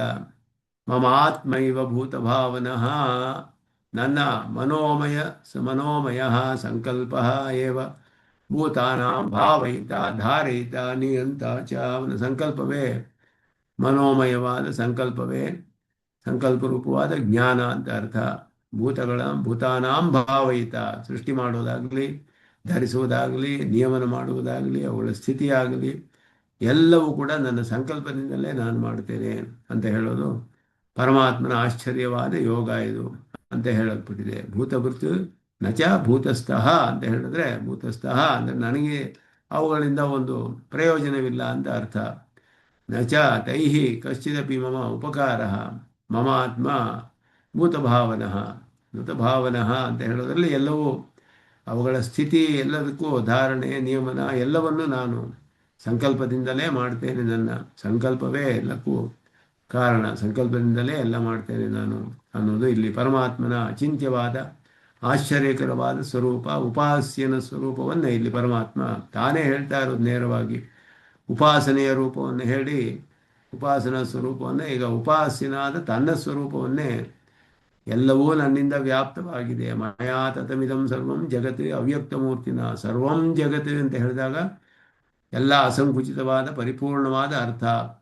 ಸಕಲ ಸಕಲ ಚೇತನಾತ್ಮಕವಾದ ಪರಿಪೂರ್ಣ ಜಗತ್ತು ನನ್ನ ಅಪ್ರಕಾಶ ರೂಪದಿಂದ ನನ್ನಿಂದ ಎಲ್ಲ ವ್ಯಾಪ್ತವಾಗಿದೆ. ಹೇಗೆ ವ್ಯಾಪ್ತವಾಗಿದೆ ಅಂದರೆ ಅವುಗಳನ್ನೆಲ್ಲ ನಾನು ಧರಿಸಿ ನಿಯಮನ ಮಾಡಿ ಅವುಗಳಿಗೆ ಶೇಷಿಯಾಗಿ ವ್ಯಾಪಿಸಿದ್ದೇನೆ ಎಲ್ಲವನ್ನು. ಮತ್ಸ್ಥಾನಿ ಸರ್ವಭೂತಾನಿ, ಎಲ್ಲವೂ ನನ್ನ ಆಧಾರದಲ್ಲಿಯೇ ಇದೆ. ಎಲ್ಲವೂ ಕೂಡ ನನ್ನ ಅಂತರ್ಯಾಮಿಯಾದ ನನ್ನ ಆಧಾರದಲ್ಲಿದೆ, ನನ್ನಲ್ಲಿಯೇ ಇದೆ. ನನಗೆ ಎಲ್ಲವೂ ಶರೀರಭೂತವಾಗಿದೆ ಅಂತ ಅರ್ಥ. ನಚಾಹಂ ದೇಶೋ ಅವಸ್ಥಿತ. ಆ ರೀತಿ ನಾನು ಅವುಗಳ ಆಧಾರದಲ್ಲಿಲ್ಲ, ಅವುಗಳಿಂದ ನನಗೆ ಒಂದು ಉಪಕಾರವಿಲ್ಲ. ಹೇಳಿದ್ರೆ ಶರೀರ ಸ್ಥಾನದಲ್ಲಿದ್ದರೂ ಕೂಡ ಜೀವಾತ್ಮನಿಗೆ ಹೇಗೆ ಶರೀರವು ಉಪಕಾರ ಮಾಡುತ್ತೋ ಆ ರೀತಿ ಉಪಕಾರ ನನಗೆ ಇಲ್ಲ. ನನ್ನ ಒಂದು ಸ್ವತಃ ನನ್ನ ಮಹಿಮೆಯಲ್ಲೇ ನಾನೇ ಇದ್ದೇನೆ. ನನ್ನ ಸ್ವಾತಂತ್ರ್ಯದಿಂದ ನಾನು ಸ್ವತಂತ್ರವಾಗಿ ಇದ್ದೇನೆ ಅಂತ ಅರ್ಥ. ಮಿಕ್ಕಿದೆಲ್ಲ ಪರತಂತ್ರವಾಗಿದೆ. ನಚಮತ್ಸ್ಥಾನಿ ಭೂತಾನಿ, ಆದರೂ ಅವುಗಳು ನನ್ನಲ್ಲಿ ಇಲ್ಲ ಅಂತ ಹೇಳಿದ್ರೆ, ಮತ್ಸ್ಥಾನಿ ಸರ್ವಭೂತಾನಿ ಅಂತ ಹೇಳುವ ಹಾಗೆ ನಾನು ಅಂತರ್ಯಾಮಿಯಾಗಿ ಇದ್ದೇನೆ ಹೊರತು ಘಟ ನೀರು ಮೊದಲಾದಂತೆ ನಾನು ಆಧಾರ ಆಧೇಯ ಭಾವ ಹೇಗೆ ಕಂಡು ಬರುತ್ತೋ ಆ ರೀತಿಯಾದ ಆಧಾರ ಆಧೇಯ ಭಾವವಿಲ್ಲ ನನಗೂ. ಅದಕ್ಕೂ ನಾನು ಸಂಕಲ್ಪದಿಂದಲೇ ಧರಿಸಿದ್ದೇನೆ. ಮತ್ತು ನನ್ನ ಈ ಈಶ್ವರ ಪ್ರಯುಕ್ತವಾದ ಯೋಗ, ನನ್ನ ಅಸಾಧಾರಣವಾದ ಬೇರೆ ಎಲ್ಲಿಯೂ ಸಂಭವಿಸದಂತಹ ಯೋಗವನ್ನು ನೋಡು. ಯಾವುದು ಅಂತ ಹೇಳಿದ್ರೆ ನನ್ನ ಸಂಕಲ್ಪದಿಂದಲೇ ಎಲ್ಲವನ್ನು ನಾನು ಧರಿಸಿದ್ದೇನೆ. ಎಲ್ಲರ ಒಂದು ಸ್ಥಿತಿಗೂ ನಿಯಮನ ಮಾಡುವವನು, ಎಲ್ಲವನ್ನೂ ನಾನೇ ಧರಿಸಿರುವುದು, ಎಲ್ಲವೂ ಕೂಡ ನನ್ನ ಸಂಕಲ್ಪದಿಂದಲೇ ಮಾಡ್ತಾ ಇದೆ. ಇದು ನನ್ನ ಅದೇ ಪರಮಾತ್ಮನ ಅಚಿಂತ್ಯ ಮಹಿಮೆ. ಪರಮಾತ್ಮನ ಅಚಿಂತ್ಯ ಮಹಿಮೆಯನ್ನು ಇಲ್ಲಿ ಐಶ್ವರಂ ಯೋಗಂ ಪಶ್ಯ ಅನ್ನೋದನ್ನು ಕೃಷ್ಣನು ಇಲ್ಲಿ ತನ್ನ ಉಪಾಸ್ಯನ ಸ್ವರೂಪವು ಹೇಳಲ್ಪಟ್ಟಿದೆ, ಅಚಿಂತ್ಯವಾದ ಸ್ವರೂಪ. ಏವಂ ಅಧ್ಯಾಯ ಪ್ರಧಾನಾರ್ಥಸ್ಯ ಪ್ರಾಪಕಸ್ಯ ಮಾಹಾತ್ಮ್ಯ ಮುಕ್ತಂ. ಈ ಅಧ್ಯಾಯಕ್ಕೆ ಪ್ರಧಾನವಾದ ಅರ್ಥ ಉಪಾಸನೆಯ ಸ್ವರೂಪವೇ ಪ್ರಧಾನವಾದ ಅರ್ಥ. ಆದರೆ ಉಪಾಸನೆಗೆ ಉಪಾಸ್ಯನಾದವನ ಸ್ವರೂಪವನ್ನು ತಿಳಿಯಬೇಕು. ಆದ್ದರಿಂದ ಅಧ್ಯಾಯಕ್ಕೆ ಪ್ರಧಾನವಾದದ್ದು ಪ್ರಾಪಕವಾದ ಉಪಾಸನೆ. ಈಗ ಪ್ರಾಪ್ಯನ ಮಹಿಮೆಯನ್ನು ತಿಳಿಸ್ತಾನೆ ಇಲ್ಲಿ. ಆ ಪ್ರಾಪಕ ಯಾವುದನ್ನು ಪಡೆಯೋದಕ್ಕೆ ಪ್ರಾಪಕ, ಇದು ಯಾವುದನ್ನು ನಮಗೆ ಪಡೆಯೋ ಹಾಗೆ ಮಾಡುತ್ತೆ ಅನ್ನೋದು ಪ್ರಾಪಕದ ಅರ್ಥವೇ ಇಲ್ಲಿ ಪ್ರಧಾನವಾದದ್ದು. ಉಪಾಸನೆಯ ಸ್ವರೂಪವೇ ಪ್ರಧಾನ ಅಧ್ಯಾಯ. ಆದರೂ ಮೊದಲು ಹೇಳಲ್ಪಟ್ಟಿತು. ಈಗ ಪ್ರಾಪ್ಯ ಮಾಹಾತ್ಮ್ಯ ದ್ವಾರಾಪಿ ತದೇವ ಸ್ಥಿರೀಕ್ರಿಯತೆ ಇತಿ ಅಭಿಪ್ರಾಯಣ. ಉಪಾಸ್ಯನ ಸ್ವರೂಪವನ್ನು ಮಹಾತ್ಮೆಯನ್ನು ತಿಳಿಸಿ ಉಪಾಸನೆಯ ಮಹಾತ್ಮೆಯೇ ಹೇಳಲ್ಪಟ್ಟಿದೆ ಮತ್ತೆ ಅಂತ ಹೇಳ್ತಾರೆ. ಸ್ಥಿರವಾಗಿ ಮಾಡಲ್ಪಡುತ್ತೆ. ಉಪಾಸ್ಯನ ಸ್ವರೂಪವು ಆ ವಿಷಯವೂ ಆಗಿದೆ ಅಂತ ಹೇಳಿರೋದ್ರಿಂದ ಅದು ಆ ವಿಷಯವೇ, ಅದರ ಮಹಾತ್ಮೆ ಹೇಳಿದ್ರೆ ಉಪಾಸನೆಯನ್ನೇ ಹೇಳಿದಾಗ, ಉಪಾಸನೆಯ ಮಹಿಮೆಯೇ ಹೇಳಿದಾಗ ಆಗುತ್ತೆ ಅನ್ನೋದು ಸ್ವಾಮಿ ದೇಶಿಕನ್ ತಿಳಿಸ್ತಾರೆ ಇಲ್ಲಿ. ಏಕೆಂದರೆ ಅಧ್ಯಾಯಕ್ಕೆ ಪ್ರಧಾನವಾದ ಅರ್ಥ ಉಪಾಸನೆಯ ಸ್ವರೂಪ. ಉಪಾಸನೆಯ ಸ್ವರೂಪವು ಉಪಾಸ್ಯನ ಸ್ವರೂಪದಿಂದಲೂ ಇದಕ್ಕೆ ಮಹಿಮೆ, ಸ್ವತಃ ಇದಕ್ಕೆ ಮಹಿಮೆ. ಎರಡು ವಿಧವಾದ ಮಹಿಮೆ ಇದೆ ಉಪಾಸನೆಗೆ. ಸ್ವತಃ ಸುಸುಖಂ ಕರ್ತವ್ಯಂ ಅಂತ ಹೇಳಿ, ಇನ್ನೊಂದು ಉಪಾಸ್ಯದ ಸ್ವರೂಪವು ಅತ್ಯಂತ ಅಚಿಂತ್ಯ ಮಹಿಮೆಯನ್ನು ಉಳ್ಳದ್ದರಿಂದಲೂ ಉಪಾಸನೆಗೆ ಮಹಿಮೆ. ಎರಡು ವಿಧದಿಂದಲೂ ಉಪಾಸನೆಗೆ ಮಹಿಮೆ ಅನ್ನೋದು ಇಲ್ಲಿ. ಇದಂ ಸರ್ವಮಿದ ಇತಿ ನಿರ್ದೇಶ ಪ್ರಮಾಣ ಸಿದ್ಧ ಸಮಸ್ತ ವಸ್ತುಪರಃ. ಇದಂ ಸರ್ವಂ ಅನ್ನೋದು ಅನೇಕ ಕಡೆ ಉಪನಿಷತ್ತಿನಲ್ಲಿ ಪರಿಪೂರ್ಣವಾದ ಅರ್ಥದಲ್ಲಿ ಐತದಾತ್ಮ್ಯಮಿದಂ ಸರ್ವಂ, ಇದಗಂ ಸರ್ವಂ ಅಸೃಜತ ತತ್ ಸೃಷ್ಟ್ವಾ ತದೇವಾನುಪ್ರಾವಿಶತ್. ಇದಂ ಸರ್ವಂ ಅಸೃಜತ ಐತದಾತ್ಮ್ಯಂ ಇದಂ ಸರ್ವಂ. ಇದೆಲ್ಲವೂ ಕೂಡ ಪರಿಪೂರ್ಣವಾದ ಚೇತನಾತ್ಮಕವಾದ ಪ್ರಪಂಚವನ್ನು ತಿಳಿಸುತ್ತೆ. ಆ ಪ್ರಮಾಣ ಸಿದ್ಧವಾದ ಇದಂ ಸರ್ವಂ ಅನ್ನುವ ನಿರ್ದೇಶ ಇಲ್ಲಿ ಹೇಳೋದ್ರಿಂದ ಮಯಾ ತತಂ ಇದಂ ಸರ್ವಂ ಇದಂ ಚೇತನಾತ್ಮಕಂ ಇತಿ ಉಕ್ತಂ. ಐತದಾತ್ಮ್ಯಂ ಇದಂ ಸರ್ವಂ ತದೇವ ಮಾಸಿ ಇದಂ ಅಗ್ರ ಆಸೀತ್. ಇದಂ ಎಲ್ಲ ಹೇಳಿರುವುದು ಪ್ರಸಿದ್ಧವಾದ ಅಲ್ಲಿ ನಿರ್ದೇಶ. ಆದ್ದರಿಂದ ಚೇತನಾತ್ಮಕವಾದ ಸಕಲ ಜಗತ್ತು ಅಂತ ಅರ್ಥ ಮಾಡಿದ್ರು. ಅವ್ಯಕ್ತಮೂರ್ತಿನ ಇತ್ಯಸ್ಯ ವಿಗ್ರಹ ವಿಷಯತ್ವೇ ಅತ್ರ ಅನುಪಯೋಗಾತ್ ಸ್ವರೂಪ ವಿಷಯ ಅಯಂ ಔಪಚಾರಿಕ ಪ್ರಯೋಗ ಇತಿ ದರ್ಶಯಿತು ಅಪ್ರಕಾಶಿತ ಸ್ವರೂಪೇಣ. ಆದ್ದರಿಂದ ಇಲ್ಲಿ ಅವ್ಯಕ್ತ ಮೂರ್ತಿನ, ಮೂರ್ತಿ ಎನ್ನುವ ಶಬ್ದ ಯಾವಾಗಲೂ ವಿಗ್ರಹ ವಿಶೇಷವನ್ನು ತಿಳಿಸುತ್ತೆ. ಮೂರ್ತಿ ಅನ್ನೋದು ವಿಗ್ರಹ ವಿಶೇಷ, ಮೂರ್ತಿ ಅನ್ನೋದು ಅರ್ಚಾಮೂರ್ತಿ ಅಂತ ಹೇಳೋ ಹಾಗೆ ಒಂದು ರೂಪವನ್ನು ತಿಳಿಸುತ್ತೆ ಮೂರ್ತಿ ಶಬ್ದವು. ಅವ್ಯಕ್ತ ಮೂರ್ತಿ ಅಂತ ಹೇಳಿರೋದ್ರಿಂದ ಇಲ್ಲಿ ವಿಗ್ರಹ ವಿಷಯತ್ವೇ ವಿಗ್ರಹ ವಿಷಯತ್ವ ಹೇಳೋದು ಉಪಯುಕ್ತವಲ್ಲ ಇಲ್ಲಿ. ಯಾಕೆ ಅಂದರೆ ಇವನು ಅಂತರ್ನಿಯಮನ ಮಾಡ್ತಿರೋದನ್ನ ಇಲ್ಲಿ ಪರಮಾತ್ಮ ಹೇಳ್ತಿರೋದು. ಎಲ್ಲವನ್ನು ಅಂತರ್ಯಾಮಿಯಾಗಿ ಧರಿಸಿ ನಿಯಮನ ಮಾಡ್ತಾ ಇದ್ದಾನೆ. ಆದ್ದರಿಂದ ಇಲ್ಲಿ ಔಪಚಾರಿಕವಾದ ಮೂರ್ತಿ ಶಬ್ದಕ್ಕೆ ಔಪಚಾರಿಕವಾದ ಪ್ರಯೋಗ ಅಪ್ರಕಾಶಿತ ಸ್ವರೂಪ ಅನ್ನೋದನ್ನು ಅರ್ಥ ಮಾಡ್ತಾರೆ.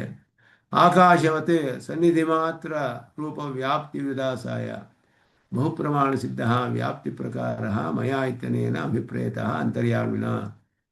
ಅವ್ಯಕ್ತ ಮೂರ್ತಿ ಅಂತ ಹೇಳಿದ್ರೆ ಅಪ್ರಕಾಶಿತ ಸ್ವರೂಪ ಅನ್ನೋದು ಆಕಾಶಕ್ಕೂ ಇದೆ, ಅಪ್ರಕಾಶಿತವಾದ ಸ್ವರೂಪ ಆಕಾಶಕ್ಕೂ ಇದೆ. ಆದರೆ ಪರಮಾತ್ಮನಿಗೆ ಅಪ್ರಕಾಶಿತ ಸ್ವರೂಪ ಹೇಗೆ ಅಂದರೆ ಅಂತರ್ಯಾಮಿಯಾಗಿರುವ ಅಪ್ರಕಾಶ ಸ್ವರೂಪ, ಅಂತರ್ನಿಯಮನ ಮಾಡ್ತಾನೆ. ಆಕಾಶವು ಅಚೇತನವಾದ್ದರಿಂದ ನಿಯಮನ ಮಾಡೋಕ್ಕಾಗೋದಿಲ್ಲ. ಆದ್ದರಿಂದ ಆಕಾಶವು ಕೂಡ ಬರೀ ಇರೋದರಿಂದಲೇ ವ್ಯಾಪ್ತವಾಗಿದೆ ಎಲ್ಲ ಕಡೆ. ಆ ರೀತಿಯಲ್ಲ, ಸುಮ್ಮನೆ ಆಕಾಶವು ನಮ್ಮ ಹೃದಯದಲ್ಲಿಯೂ ಆಕಾಶವಿದೆ, ಒಳಗಡೆಯೂ ವ್ಯಾಪಿಸಿದೆ, ಹೊರಗಡೆಯೂ ವ್ಯಾಪಿಸಿದೆ, ಎಲ್ಲ ಕಡೆಯೂ ಇದೆ ಆಕಾಶ ಅಂತ ಹೇಳಿದ್ರೆ ಆಕಾಶ ಎಲ್ಲ ಕಡೆಯೂ ಇದೆ. ಆದರೆ ಎಲ್ಲ ಕಡೆಯೂ ಅಂತ ಪ್ರವೇಶ ಮಾಡುತ್ತೆ, ನಮ್ಮ ಹೃದಯದೊಳಗಡೆ ಹೋಗುತ್ತೆ, ಎಲ್ಲೆಲ್ಲಿಯೂ ಆಕಾಶ ಇದೆ. ಆದರೆ ಅದು ಸ್ವರೂಪ ಮಾತ್ರ, ಸನ್ನಿಧಿ ಮಾತ್ರ ಇರ್ತಷ್ಟೇ ಹೊರತು ನಿಯಮನವಿಲ್ಲ ಅಚೇತನವಾದ್ದರಿಂದ. ಪರಮಾತ್ಮನಿಗೆ ಅನೇಕ ಪ್ರಮಾಣಗಳು ಹೇಳುವಂತಹ ವ್ಯಾಪ್ತಿ ಪ್ರಕಾರ ಹೇಗೆ ಅಂದರೆ ಅಂತಃಪ್ರವಿಷ್ಟ ಶಾಸ್ತ ಜನಾನಾಂ ಸರ್ವಾತ್ಮ ಶಾಸ್ತ, ಶಾಸನ ಮಾಡೋದ್ರಿಂದ ಅಂತ ಹೇಳಿ ಅಂತರ್ನಿಯಮನ. ಅದುವೇ ಇಲ್ಲಿ ಅಂತರ್ಯಾಮಿಣ ಅನ್ನೋದನ್ನು ತಿಳಿಸ್ತಾರೆ. ಅಂತರ್ಯಾಮಿಯಾಗಿ ಒಳಗಡೆ ಇದ್ದು ನಿಯಮನ ಮಾಡ್ತೇನೆ. ಮುಕ್ತ ಪ್ರಕಾರಾಯ ವ್ಯಾಪ್ತಿ ಪ್ರಯೋಜನ ತನ್ನಿಧಾನಂಚ ದರ್ಶಯಿತು. ಇಂತಹ ವ್ಯಾಪ್ತಿಗೆ ಏನು ಪ್ರಯೋಜನ ಮತ್ತು ಅದಕ್ಕೇನು ಕಾರಣ ಅಂತ ಹೇಳೋದನ್ನು ಇಲ್ಲಿ ಮುಂದೆ ತಿಳಿಸ್ತಾರೆ. ಅಸ್ಯ ಅಂತ ಹೇಳಿ ಜಗತಃ ಯಾವುದು ಪ್ರಯೋಜನ, ಅದಕ್ಕೆ ಯಾಕೆ ಅಂತರ್ಯಾಮಿಯಾಗಿದ್ದಾನೆ ಅಂದರೆ ಎಲ್ಲವನ್ನು ಶಾಸನ ಮಾಡೋಕ್ಕೆ, ನಿಯಮನ ಮಾಡ್ತಾನೆ, ಧರಿಸೋದಕ್ಕೆ ಕೂಡ. ಯಾವ ಪದಾರ್ಥವೂ ಸ್ವತಂತ್ರವಾಗಿ ಇರೋಕ್ಕೆ ಸಾಧ್ಯವಿಲ್ಲ. ಚೇತನಾಚೇತನ ಪದಾರ್ಥಗಳು ಪರಮಾತ್ಮನ ಆಧಾರದಲ್ಲಿಯೇ ಇರೋಕ್ಕೆ ಸಾಧ್ಯ. ಸ್ವತಂತ್ರವಾಗಿ ಯಾವುದಕ್ಕೂ ಸತ್ಯ ಇಲ್ಲ, ಪರಮಾತ್ಮನ ಅಧೀನದಲ್ಲಿಯೇ ಸತ್ಯ ಇರುವಂಥದ್ದು. ಆದ್ದರಿಂದ ಪ್ರಯೋಜನ ಏನು ಅಂದರೆ ಧಾರಣಾರ್ಥಂ ನಿಯಮನಾರ್ಥಂ. ಕಾರಣವು ಯಾಕೆ ಎಲ್ಲಕ್ಕೂ ಶೇಷಿಯಾಗಿದ್ದೇನೆ, ಪರಮಾತ್ಮನಿಗೆ ಎಲ್ಲಕ್ಕೂ ಒಡೆಯನಾಗಿರುವುದು, ಅವನಿಗೆ ಸೇರಿದ ಪದಾರ್ಥವೇ ಎಲ್ಲವೂ. ಆದ್ದರಿಂದ ಎಲ್ಲಕ್ಕೂ ಶೇಷಿಯಾಗಿ ನಿಧಾನಂ ಅಂದರೆ ಕಾರಣ ಅಂತ ಅರ್ಥ. ಪ್ರಯೋಜನಂ ವ್ಯಾಪ್ತಿ ಮಾಡುವುದಕ್ಕೆ ಪ್ರಯೋಜನವೂ ಅದಕ್ಕೆ ಕಾರಣವೂ ಎರಡೂ ಕೂಡ ಇಲ್ಲಿ ಹೇಳಲ್ಪಟ್ಟಿದೆ. ಧಾರಣಾರ್ಥಂ ನಿಯಮನಾರ್ಥಂ ಶೇಷಿತ್ವೇನ ವ್ಯಾಪ್ತಂ ಇತ್ಯರ್ಥ ಅಂತ ಹೇಳಿ. ಅದು ಎಲ್ಲ ಬೇರೆ ಕಡೆ ಪ್ರಮಾಣಗಳಲ್ಲಿ, ಬಹು ಪ್ರಮಾಣಗಳಲ್ಲಿ ಸಿದ್ಧವಾದದ್ದು. ಶ್ರುತಿ ಪ್ರಮಾಣಗಳನ್ನೆಲ್ಲ ಮುಂದೆ ತೋರಿಸ್ತಾರೆ. ಅದಕ್ಕೆ ಅರ್ಥಗಳನ್ನು ಸ್ವಾಮಿ ದೇಶಿಕನ ವಿಶೇಷವಾಗಿ ವಿವರಿಸ್ತಾರೆ. ಅದನ್ನು ಮುಂದುವರಿಸೋಣ ಅಂತ ಹೇಳಿ ನೀವು ನಮಸ್ಕಾರ ತಿಳಿಸ್ಕೊಳ್ತೇನೆ. ಇಲ್ಲಿಗೆ ಯೋನಿತ್ಯಮಚ್ಯುತ ಪದಾಂಬುಜ ವ್ಯಾಮೋಹತಃ ದರಿದ್ರಾಣಿ ನಾಯಮೇನೆ ಅಸ್ಮದ್ಗುರೋರ್ಭಗವತೋ ಸಿಂಧೋ ರಾಮಾನುಜಸ್ಯರಣಂ ಪ್ರಪತ್ಯೆ ಕವಿತಾಸಿಂಹಾಯ ಕಲ್ಯಾಣಗುಣಶಾಲಿನೇ ಶ್ರೀಮತೆ ವೆಂಕಟೇಶಾಯ ವೇದಾಂತ ಗುರವೇ ನಮಃ. ಭಗವಾನ್ ಮಹಾದೇಶಿಕಾಯ ನಮಃ. ಸರ್ವಂ ಶ್ರೀಕೃಷ್ಣಾರ್ಪಣಮಸ್ತು.